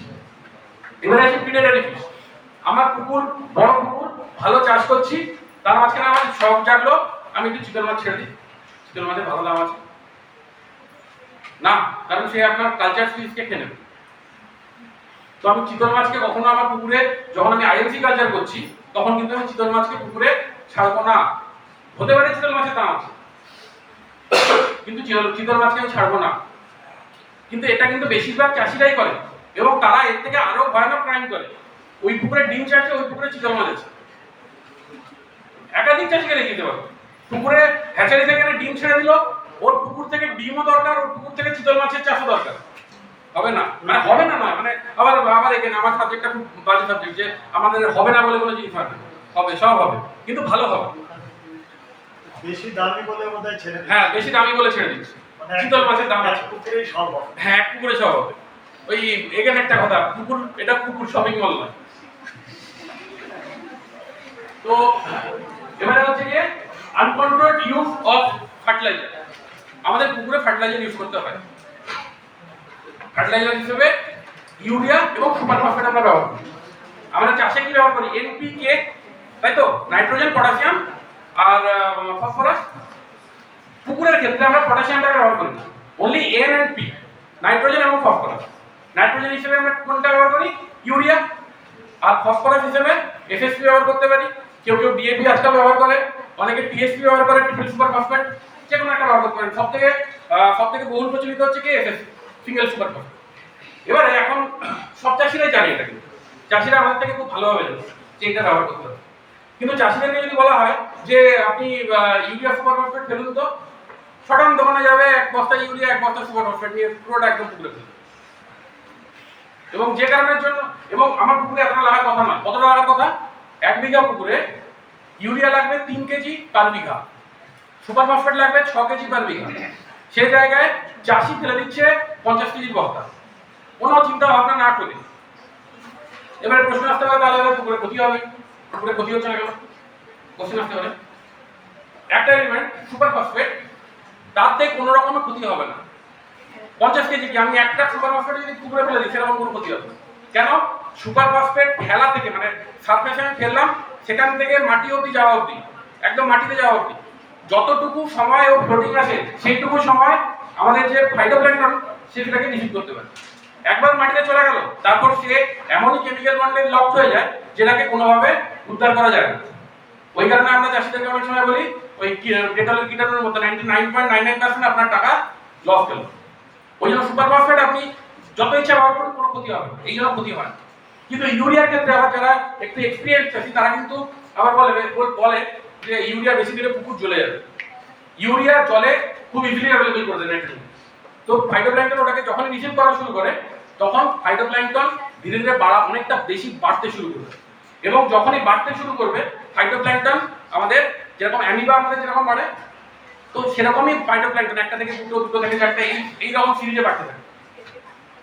ওই সিরিজে বাড়তে গিয়ে ফাইটোপ্ল্যাঙ্কটন এবারে একটা নির্দিষ্ট এরিয়া আছে, যখন ফাইটোপ্ল্যাঙ্কটন একটা তার অপটিমামে চলে যায় তখন আলটিমেটলি কি হয়, টোটাল আমাদের প্ল্যাঙ্কটনটাকে ধ্বংস হয়ে যায়। তখন কি হবে, পুকুরটা পুরো জলটাকে আমি দেখবো হয় ক্লিয়ার হয়ে গেছে নাহলে একদম পরিষ্কার হয়ে গেছে, আর থোকা থোকা করে ফাইটোপ্ল্যাঙ্কটন ভেসে বেড়াচ্ছে। ওই জিনিসটাকে আমরা বলি প্ল্যাঙ্কটন ব্লুম। ঠিক আছে, তাহলে আমি আর সব থেকে বড় যেটা ক্ষতি হয় ব্যবসায়িক দিক থেকে দেখতে গেলে, আমি ইউরিয়া ফসফেটের আমার দাম আছে, আমি মানে এত টাকা খরচা করবো কেন, আমার যেখানে 3 কেজি 6 কেজিতে আমার হয়ে যাচ্ছে, তাই না? তাহলে আমরা ইউরিয়া ফসফেট প্রপার ওয়েতে 3 কেজি 6 কেজিতে আমি ফেলবো। ঠিক আছে, তার সঙ্গে আরেকটা যেটা সার দেওয়া হয় চাষিদের, আরেকটা যেটা দেওয়া হয় সেটা হচ্ছে গিয়ে চাষিরা পুকুর পাড়ে দেখবেন গোবর ফেলে রেখেছে, গোবরের মধ্যে বিভিন্ন জিনিসপত্র ফেলে রাখে, খোল, তারপরে হচ্ছে গিয়ে কি বলে ওটাকে, খোল, ইউরিয়া ফসফেট যা পায়, মানে হাতের কাছে ওরা লিটারালি যা পায় তাই ফেলে। হাতের কাছে থেকে বড় কথা হচ্ছে কি যা শোনে যে এটা ভালো ফেলে দিল, এটা ভালো ফেলে দিল, এরকম ভাবেই মাছ চাষ চলছে। আমাদের সত্যি কথা বলতে গিয়ে আমাদের সেরকম খুব একটা ভূমিকা নেই। আমরা চাষিদের কাছে স্যার কি স্কিম পাওয়া যাবে, আপনার কাছে স্কিম নেই তাহলে আপনি বাজে কাজ যাবেন, একদম পরিষ্কার। যে স্যারের কাছে স্কিম আছে সেই স্যার ভালো স্যার। তো এই যে গোবর, ইউরিয়া ফসফেট যে এরকম ফেলে রাখা আছে, তো তাতে আমার ক্ষতিটা কি হচ্ছে? গোবর হচ্ছে কি আমার জৈব সার, অর্গানিক ম্যানিওর। অর্গানিক ম্যানিওর আমার পুকুরে জুপ্ল্যাঙ্কটন তৈরিতে হেল্প করে। ঠিক আছে, এটা আমাদের বইতে পাওয়া যাবে। এবারে এই যে জুপ্ল্যাঙ্কটন তৈরিতে হেল্প করছে অর্গানিক ম্যানিওর, তাহলে শুধু কি গোবরই আমার অর্গানিক ম্যানিওর? আমি যদি খোল পচাই সেটাও আমার অর্গানিক ম্যানিওর। খোল ছেড়ে দিন, আমি যদি এগাড়ি বিরিয়ানিও পচিয়ে দিই সেটাও আমার অর্গানিক ম্যানিওর। তো এগাড়ি বিরিয়ানিকে আমি পুকুরে দেবো অর্গানিক ম্যানিওর? সোজা কথা, আমি ব্যবসা করতে এসেছি, ব্যবসা লাভ করার দুটোই উপায়। এক হচ্ছে আমার এই প্রোডাক্টের দাম বাড়িয়ে দাও, যেটা আমাদের দ্বারা হবে না, সেটা কে পারবে? আম্বানি পারবে। 10 বছর ধরে ফ্রিতে জিও খাইয়ে খাইয়ে আজকে দাম বাড়িয়ে দিচ্ছে, এখন আমরা যত গাল দিই না কেন কিছু করতে পারবো। আর দ্বিতীয় উপায় হচ্ছে আমার যে প্রোডাকশন কস্ট, সেই প্রোডাকশন কস্টটাকে আমাকে লো করতে হবে। তো প্রোডাকশন কস্ট লো করতে হলে যেটা আমার চিপ অর্গানিক ম্যানিওর, আমি শুধুমাত্র সেইটাকে ব্যবহার করব, অর্থাৎ গোবর সার। এখন অনেকে বলে খোল তো মাছে খায়, হ্যাঁ খোল খায়। খোল মাছে যেটা খায় সেটা হচ্ছে কি, খোল যখন একসাথে আমি দিচ্ছি, খোলকে ভিজিয়ে দিলাম দিয়ে মাছকে দিলাম, সেটা কিন্তু খোল খাচ্ছে। কিন্তু মাছও কিন্তু পচা খাবার খায় না। আমরা ভাবি যে মাছকে পচা খোলা যাচ্ছে দিলেও খেয়ে নেবে, তা নয়। কিন্তু মাছকে আপনি খোল দিলেন, খোলটা মাছে খায়, কিন্তু যেটা পচে যাচ্ছে সেটা কিন্তু অর্গানিক ম্যানিওর হিসেবে কাজ করছে। হ্যাঁ, পুকুরের জন্য বেনিফিশিয়াল, কিন্তু আপনার পকেটের জন্য নয়। ঠিক আছে, তাহলে আমি যখন অর্গানিক ম্যানিওর দেবো তখন সেক্ষেত্রে আমি অনলি গোবর সার বা গোবর সার ব্যবহার করি, অনলি গোবর সার। ঠিক আছে, আর এই যে আরেকটা জিনিস যেটা এখানে লেখা আছে, differentiation between feed and fertiliser is the profitable key to aquaculture entrepreneurship.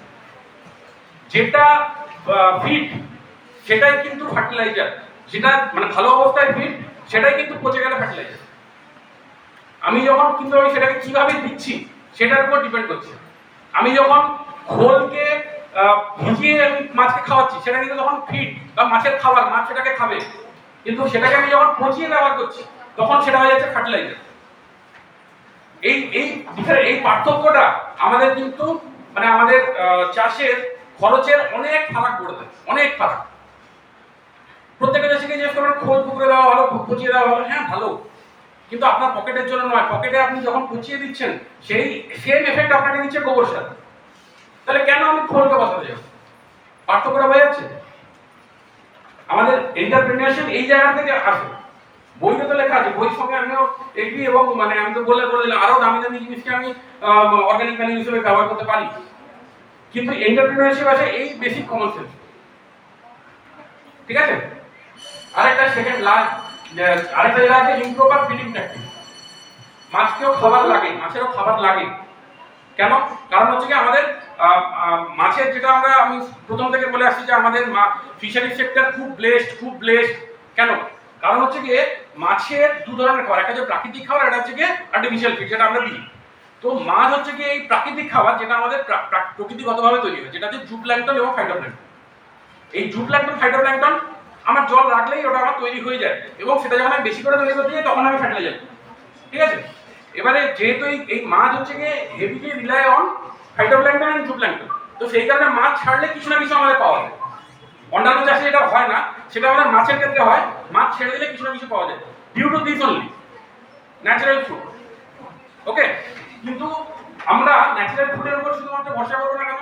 আমাদের তো বাপ দাদা সবাই মিলে হচ্ছে কি এখন মাছ চাষ করে আসছে, মাছ ন্যাচারাল ফুডের উপর খাচ্ছে। কেন হবে না? কারণ আমরা এই ঘরের মধ্যে বসে আছি, আমাদের এখানে বসার ক্যাপাসিটি লেটসে 100, আমি বললাম কি এখানে 1000 ঢুকিয়ে দিলাম, তাহলে আমি যতই এসি চালাই না কেন আমার কি হবে? সাফোকেশন হবে, মানুষ বসতে পারবে না। মাছের ক্ষেত্রেও সেম, আমাদের স্টকিং ডেনসিটি আমার থাকা উচিত, ধরে নিলাম, এটা কিন্তু আরবিট্রারি নাম্বার, বেশি কেউ মানে এই করবেন না, ধরা যাক 1000, কিন্তু আমি সেখান থেকে ব্যবসা করার জন্য 10,000 ঢুকিয়ে দিয়েছি, তাহলে প্রাকৃতিক খাবার 1000কেই সাপোর্ট করতে পারবে, তাহলে বাদ বাকি 9,000-এর জন্য আমাকে কিন্তু বাইরে থেকে খাবার দিতে হবে। যে কারণে আর্টিফিশিয়াল ফিড পুকুরে দেওয়াটা আজকের দিনে দাঁড়িয়ে অত্যন্ত জরুরি। এবারে ব্যাপার আছে ফিড দেওয়া। ফিড দেওয়ার কথা বললে চাষিরা কি করে, ও এক বস্তা কোল এনে পুকুরে ফেলে দিল, কেউ কারোর কাছে শুনলো আচ্ছা এইটা বাজারে ভালো চলছে, চলো ফেলে দিল। আমরা যখন আমরা ট্রেনিং দিই প্রথম আমরাই বলতাম যে হোমমেড ফিড, এটার সঙ্গে এটা মিশিয়ে দিন, এটার সঙ্গে এটা মিশিয়ে দিন, কিন্তু তাতে করে অ্যাকচুয়ালি কিন্তু হয় না। কেউ যদি নতুন চাষে আসে তার ক্ষেত্রে কিন্তু সবসময় হতে পারে, আমার স্টেটমেন্ট একটু কন্ট্রাডিক্টরি হতে পারে কারোর সঙ্গে, কিন্তু আমি মনে করি যখনই কেউ নতুন চাষে আসে তার সবসময় যেগুলো মার্কেটেড ফিড, যেগুলো কোম্পানির ফিড, সেটা খাওয়ানো উচিত, তাতে করে মাছ প্রপার নিউট্রিশন পায়। হ্যাঁ, তার দাম অনেকটা বেশি, কিন্তু যেখানে ভালোভাবে চাষ হচ্ছে সেখানে গিয়ে আপনি দেখতে পাবেন এই ধরনের খাবারই কিন্তু বেশি ব্যবহার করা হচ্ছে, ঠিক আছে। এবং যে দামটা খরচা হচ্ছে তার থেকে কিন্তু বেশিরভাগটা আমরা মাছ চাষের মানে মাছের প্রপার গ্রোথ হলে আমরা কিন্তু তুলে নিতে পারবো, ঠিক আছে। তো ফিডের ক্ষেত্রে আমাদের 3 ধরনের ফিড আমি অল্প একটু বলে দিই। ফিড আমাদের 3 ধরনের হয়, একটা হচ্ছে কি গ্র্যানুলার দানা, আর একটা হচ্ছে কি একদম গুঁড়ো যেটাকে বলে ম্যাশ ফিড। এই দানাটা আবার 2 ধরনের, একটা হচ্ছে ফ্লোটিং আর একটা হচ্ছে সিঙ্কিং, যেটা ডুবে যায়। অবভিয়াসলি সবথেকে দামি হচ্ছে কি দানা যেটা ফ্লোটিং, তার থেকে একটু কম দামি হচ্ছে কি যেটা ডুবে যায় সিঙ্কিং পেলেট, আর সবথেকে কম দামি হচ্ছে যেটা ম্যাশ ফিড, ঠিক আছে। এবারে চাষের স্টাইল অনুযায়ী আমাদের খাবারটা, চাষের স্টাইল যেটা আমি কালচার করছি সেই স্পিসিসের কি দরকার সেই অনুযায়ী আমরা খাবারটাকে ঠিক করবো যে কোন খাবারটা আমরা দেবো। এবং খাবার কিনতে গেলে যখন খাবার কিনবো, কিনতেও শিখতে হয়। তো আমরা কি দেখে মাছের খাবারটা কিনবো, মেনলি 2টো জিনিস। একটাকে বলা হয়, যেটা সব থেকে মোস্ট ইম্পর্টেন্ট, সেটা হচ্ছে প্রোটিন। আমরা ওয়ান অ্যান্ড অনলি প্রোটিন দেখেই কিনি। প্রোটিন মানে আমার খাবারে কতটা প্রোটিন আছে এবং আমার কালচার স্পিসে এখন কতটা প্রোটিন লাগবে সেই অনুযায়ী। কারণ প্রোটিন জুলজি স্টুডেন্টকে আমরা বোঝানোর দরকার নেই। মাছকে হচ্ছে কি আমি ঘরে পোষার জন্য রাখছি না, মাছকে হচ্ছে আমি বাড়ানোর জন্য রাখছি। তো মাছকে বাড়ানোর জন্য আমি যেহেতু রাখছি সেই জন্য আমাকে প্রোটিন দিতে হবে, ঠিক আছে। আর প্রোটিনের সঙ্গে ফিটে আসবে ফ্যাট। তো ফ্যাট নিয়ে আমাদের বদার করার দরকার নেই। আমাদেরকে যেটা নিয়ে বদার করতে হবে সেটা হচ্ছে কি আমাদের কার্বোহাইড্রেট। জেনারেলি আমরা যে খাবারগুলো দিই, মাছকে দিই বা আমরা নিজেরাও খাই, কার্বোহাইড্রেট সোর্স যেগুলো সেগুলোর দাম কম হয়, প্রোটিনের সোর্স সবসময় আমাদের বেশি হয়। আর ফ্যাট নিয়ে আমাদেরকে ভাবতে হবে না, যেখানে প্রোটিন আছে সেখানে তার সঙ্গে ফ্রিতে ফ্যাট দেওয়া হবে, সেই বাই ওয়ান গেট ওয়ানের মতো, ঠিক আছে। সেজন্য ফ্যাট নিয়ে আমাদেরকে ভাবতে হবে না, আমাদেরকে কনসিডার করতে হবে প্রোটিন মাছের খাবার কেনার সময়ও।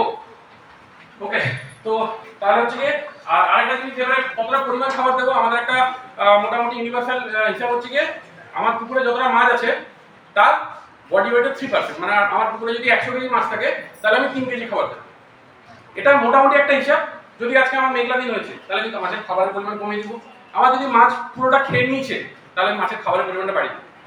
অ্যাকচুয়ালি মাছ চাষের ইম্পর্টেন্ট হচ্ছে এই জায়গাগুলোতে। মাছ চাষে ইম্পর্টেন্ট এটা নয় আপনি মানে জাল টানতে পারলেন কিনা, জাল ধরতে পারলেন কিনা, এটা কিন্তু ইম্পর্টেন্ট নয়। এটার জন্য লেবার আছে, তারা তাদের কাজ করে দেবে। ইম্পর্টেন্ট হচ্ছে আপনি কতটা খাবার দেবো, কি ম্যানিওরটা ব্যবহার করবো, সেখানে আমার কতটা খরচা আছে, কিরকম করলে আমি খরচাটাকে কমাতে পারবো, সেটা হচ্ছে কি আমার এন্টারপ্রেনিয়রশিপে আমার মেন ইম্পর্টেন্ট। আচ্ছা, লাস্ট হচ্ছে কি এটা লাস্ট উপরে একটা কেস স্টাডি হয়ে আমার শেষ করবো, সেটা হচ্ছে ডিজিজ ম্যানেজমেন্ট। এই একমাত্র মাছের রোগ যার জন্য অলমোস্ট আমাদের প্রোডাকশনের 60% লস হয়, একমাত্র রোগের জন্য 60% লস। তার মধ্যে সব থেকে বড় রোগ যেটা, সেটা হচ্ছে এইটা, এই যে মাছ ভেসে ওঠা। আমাদের আজকে মোটামুটি যদি একটু চাষিদের সঙ্গে কথাবার্তা বলেন, দেখবেন এ বলবে ও মাছ চুরি করে না, ও বলবে এ মাছ চুরি করে না, এদের দুজনের মধ্যে মারামারি অবধি লেগে যায়। অনেক জায়গাতে অনেক মানে আমাদের এই জেলাতে মারামারি অবধি আমার লাগার খবর আমাদের কাছে আছে, মানে এবং সেটা হচ্ছে ফ্রিকুয়েন্ট, প্রতি মাসে একটা দুটো করে আমাদের কানে আসে মাছ চুরি হচ্ছে সে নিয়ে মারামারি। কিন্তু অ্যাকচুয়ালি মাছ চুরিতে সেরকম লস হয় না। লসটা আমাদের মনে হয় না, ওই আগে বললাম 200 টাকা তুলে নিয়ে চলে আসি দেখছি ওই কারণের জন্য। অ্যাকচুয়াল মাছের সবথেকে বেশি লস হচ্ছে কি এরকম আমাদের ওয়েদারের জন্য। আজকে ওয়েদার খারাপ, আমার জলের অক্সিজেন কমে যাবে, মাছ এরকম ভেসে গেছে। মাছ ভেসে গিয়ে যখন আমি একটা মরা মাছ দেখবো, আমাকে কিন্তু কনসিডার করে নিতে হবে আমার পুকুরে 10টা মাছ মরে গেছে। কেন? 10টা মাছ মরার পরে মাছ প্রথমে মরে নিচে যাবে, তার যে অন্যান্য আদার কম্পেনিয়ন অ্যানিমেল আছে, অন্যান্য যে মাছটা আছে, তারা তাকে যতটা পারবে ততটা খাবে, যতটা পারবে। যেটা খেতে পারবে না সেইটা ভেসে উঠবে। তো আমরা চোখে দেখছি একটা, বাদ বাকি 9টাকে কিন্তু ওর মানে অন্যান্য মাছটাই খেয়ে নিচ্ছে। এবং যখনই আমার মানে এই যে আজকে যখন নিম্নচাপ চলছে, নিম্নচাপটা চলে যাওয়ার পরে প্রত্যেকের পুকুরে দেখবেন মাছ একটা একটা করে ভেসে উঠেছে। সেটা কিন্তু ওই সময় মরছে না, মাছ মরেছে এই সময়, ভেসে উঠছে তখন। তো যখন আপনার একটা দুটো করে মাছ ভেসে উঠছে দেখবেন, তখন বুঝে নেবেন আপনার পুকুরে হিউজ প্রোডাকশন লস হয়ে গেছে। তো সেটাকে আটকানোর জন্য আমাদের কি করতে হবে? একটা ছোট যদি আমরা শ্যালক মেশিন বা টুলু পাম্প পুকুর পাড়ে বসিয়ে দিলাম, যেটা নিজের পুকুর থেকে জল তুলে নিজের পুকুরে ফেলবে, এবং যখন জলটা ফেলবে তখন জলটা ছিটিয়ে পড়বে। এটা হচ্ছে গিয়ে এরিয়েটার, আমরা প্রত্যেকে জানি বা প্রত্যেকে দেখেছি, এটা হচ্ছে এরিয়েটারের দেশি ভার্সন। একটা এরিয়েটার লাগাতে গেলে 1 বিঘার জন্য কাছাকাছি 1 লাখ টাকার আশেপাশে খরচা করতে হবে, 1 লাখ টাকার কাছাকাছি যদি আমি ভুল না হয়। কিন্তু এটা লাগাতে আমার খুব বেশি হলে 4-5 হাজার টাকার মধ্যে আমি সেরে ফেলতে পারবো। তাও 4-5 হাজার টাকায় 3 বিঘা, মানে এরকম যে ফেলবে সেটা মোটামুটি 3 বিঘাকে আমার কভার করে নিতে পারবো। ঠিক আছে? সেকেন্ড প্রবলেম কি? এটা মাছটার নাম যদিও বিঘেট, কিন্তু প্রবলেম হচ্ছে কি বিঘেট মাছের মাথা মোটা, বডিটা সরু। এর মানে একদম মেন রিজন হচ্ছে গিয়ে প্রোটিন ডেফিসিয়েন্সি। মাছকে ঠিক করে খাবার দেওয়া হয় না, মাছকে প্রচুর পরিমাণে কার্বোহাইড্রেট দেওয়া হচ্ছে। আমি আমার ভুট্টা চাষ আছে, ভুট্টাকে গুঁড়ো করে দিয়ে দিই, হবে না, কারণ ওটা হচ্ছে এনার্জি সোর্স, ওটা প্রোটিন সোর্স নয়। ওটা মাছ খেলো, মাছ খাচ্ছে, খাওয়ার পরে কি হচ্ছে সেটা হচ্ছে কি মানে চাষি দেখে আমার মাছ খাচ্ছে কিনা, মাছ খাচ্ছে। আপনি যদি ঘরের উচ্ছিষ্ট ভাত দেন সেটাও মাছ খাবে, কিন্তু এন্টারপ্রেনারের কোশ্চেন হচ্ছে মাছ খাওয়ার পরে কি হবে? তার বডি বাড়বে, তার শরীরটা বাড়বে, তার ওজনটা বাড়বে না, তার মাথাটা বড় হয়ে যাবে, বডিটা ধীরে ধীরে সরু হয়ে যাবে। এটা কিন্তু একটা খুব কমন প্রবলেম। মানে আপনি আজকে যদি পুকুরে জাল দেন, কোনো চাষির পুকুরে বেশিরভাগ মাছই এরকম দেখতে হবে, আমাদের এখানকার যেগুলো লোকাল মাছ। আর এছাড়া কিছু ডিজিজ আছে, ডিজিজ নিয়ে আমি খুব বেশি বলবো না, তবে যখনই মাছের ক্ষেত্রে একটা জিনিস, যখনই মানে যেটা তার নর্মাল বিহেভিয়ার, সেখান থেকে কোনো কিছু ডেভিয়েট হলে সেটা কিন্তু আমরা ডিজিজ হিসেবে ধরবো। অনেক সময় অনেক চাষিরা এসে আমাদের এখানে বলবো, সেটা আমার মাছ খুব পোষা হয়ে গেছে, আমি গেলেই আমার পায়ের কাছে খেলছি, পায়ে এসে গা ঘুরছে। ভাই ওটা মাছ, ওটা বাড়ির পোষা কুকুর নয় যে পায়ে এসে কাছে এসে গা ঘুরবে। তারপরে দেখা গেল তার এই লোকটারই হয়েছিল, তারপরে দেখা গেল টোটালটা হচ্ছে গিয়ে আরগুলাস হয়েছে, যেটাকে বাংলায় বলে মাছের উকুন। তার গায়ে উকুন হয়েছে বলে সে গা ঘষছে। ওকে, তো মোটামুটি চাষের একটা আমাদের হিসাব গেল। এবারে আছে একটা কেস স্টাডি, এটা আমরা শেষ করবো। কেস স্টাডি আমি এতক্ষণ তো বলে গেলাম, শুনতেও ভালো লাগলো হয়তো, আই হোপ। কিন্তু এটা কি অ্যাকচুয়ালি পসিবল? মানে এরকম মাছ চাষ করে হয়েছে কোথাও, বা মাছ চাষের এরকম ডেভেলপমেন্ট কোথাও হয়েছে? হ্যাঁ, একটা হয়েছে, সেটা হচ্ছে ময়না বলে একটা জায়গা আছে পূর্ব মেদিনীপুর জেলায়। মোটামুটি যদি যারা দীঘা ঘুরতে যাবেন, দীঘা ঘুরতে গেলে কোলাঘাট আশা করি সবাই চিনবেন, যেখানে গাড়িগুলো দাঁড়ায় খাবার টাবার, তারপর থেকে চলতে শুরু করবে যখন, তখন দেখবেন দুদিকে বিশাল বড় বড় পুকুর। ওইগুলো হচ্ছে ওই এরিয়াটা হচ্ছে ময়না। ওইখান থেকে তারপর আবার নন্দকুমার বলে একটা জায়গা আছে, সেখানে বাসটা গোল করে ঘুরবে, গোল করে ঘুরে যেদিকে যাবে, তারপর দেখবেন ছোট ছোট পুকুর, সেখানে এরিয়াটা ঘুরছে। সেটার কথা আমরা বলবো না, আমরা বলবো তার আগের যেটা ময়না। তো ময়নার মোটামুটি এই গল্পটা শুরু হয় 1970-80 দশকে, তার আগে থেকে শুরু হয়েছে।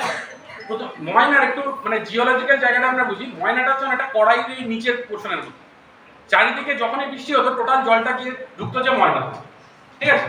এবারে ময়নাতে ঢোকার কারণে ওখানকার যারা চাষি আছে তারা খুব বিরক্ত যে আমার এখানে জল ঢুকে যাচ্ছে, তাহলে আমি মানে চাষ করবো, যে ধান চাষ যা করছি সব তো ডুবে যাচ্ছে। তখন তারা ঠিক করলো, ঠিক আছে তাহলে চলো জল যখন আসছে তাহলে আমরা মাছ চাষের দিকে একটু যাই। তো 1970-এর দশকে তখন ওরা করতো কি, গর্ত করে কিছুটা মাছ ধরে রাখার একটা একদম এক্সটেন্সিভ ওয়ে, মাছ ধরে রাখার একটা চেষ্টা করতো 1970-80 দশকে। তারপরে 80-90 দশকে তখন আমাদের অলরেডি গ্রিন রেভলিউশন হয়ে গেছে, আমাদের সদ্য স্বামীরতন স্যারের নেতৃত্বে গ্রিন রেভলিউশন হয়ে গেছে, এবং তখন কিছু submerge paddy variety, high yielding submerge paddy variety যেগুলো জলের মধ্যে আমার থেকে যাবে, সেগুলো তখন আনানো শুরু হলো 1980-90 দশকে। তো তারপরে চাষিরা দেখলো যে এই 90 দশকে আসার পরেও সেটা কিন্তু খুব একটা লাভ দিচ্ছে না। আমার এখানকার মানে ওইটা কিন্তু আমাদের বর্তমান মুর্শিদাবাদের অবস্থা, মানে ধান চাষ আমরা খুব ভালো করছি, আমাদের প্রোডাকশন লিগ বিশাল, কিন্তু কোথাও না কোথাও আমরা দাম পাচ্ছি না। পাট আমাদের প্রচুর উৎপাদন হচ্ছে, কিন্তু কোথাও না কোথাও দাম পাচ্ছি না। ওইটা হচ্ছে গিয়ে ময়নার 80-90 দশক, সরি 90 দশক। তারপরে এলো 2000-এর দশক। 2000-এর দশকে এসে ময়না করলো কি, অন্ধ্রপ্রদেশকে রেপ্লিকেট করা শুরু করলো। এই যেটা আমি আপনাদেরকে বলছিলাম যে বড় পুকুরে বড় মাছ, মানে আমার যেটা মাছ আমি মানে টার্গেট করছি সেই অনুযায়ী মাছের চারা ফেলা, ওইটাকে টার্গেট করলো অন্ধ্র মডেলকে টার্গেট করলো। ওখানে প্রোডাকশন প্রায় চলে গেল 6 ton per hectare ক্রপে।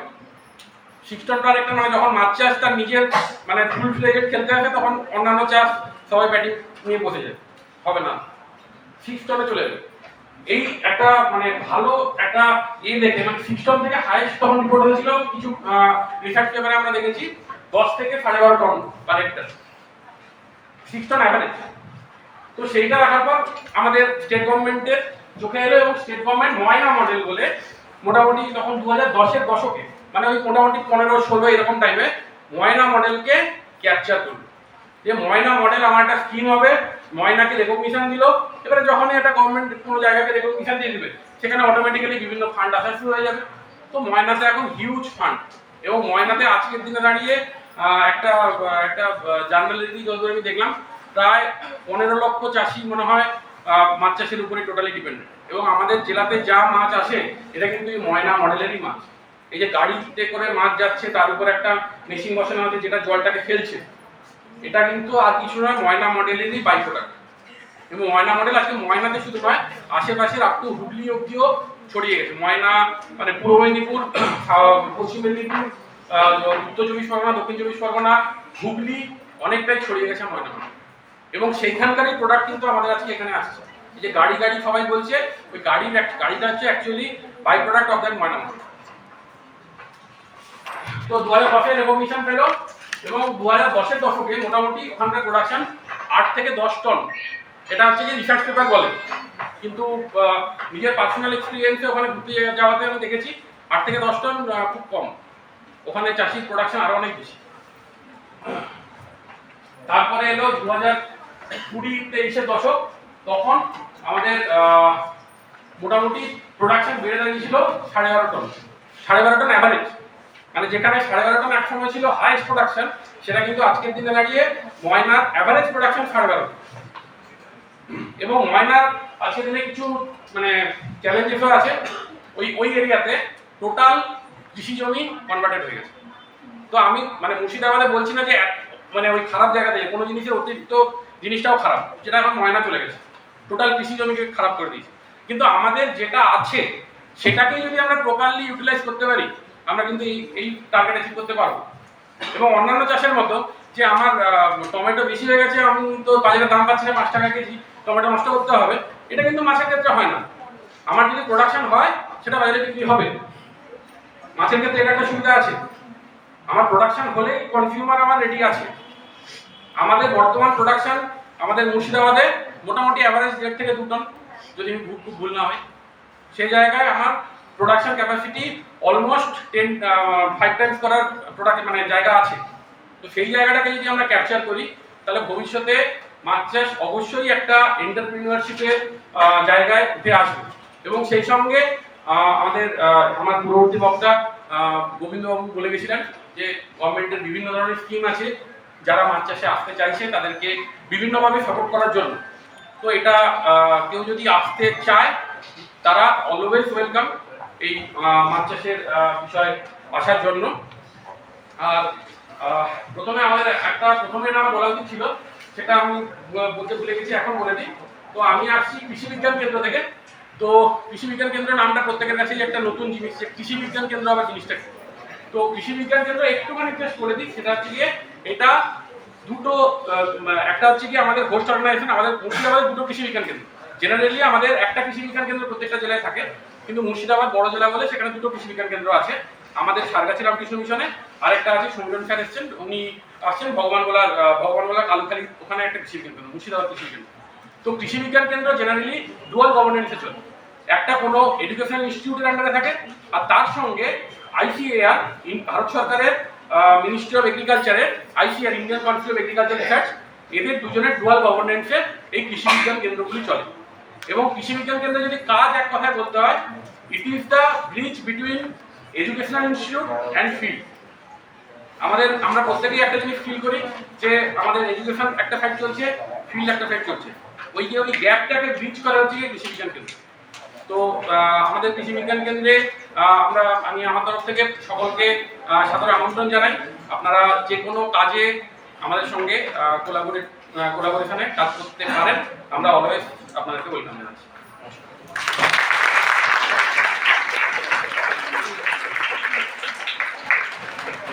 Thank you, sir, for sharing such valuable information. Hope the students will benefit a lot, not only regarding fish farming, but also for their examination purposes. Now we have our special guest who couldn't be here in person due to bad weather, but has now joined us through the online mode. Professor Dr. Ashish Kumar Manigrani. Sir, achen? ऐसा একটু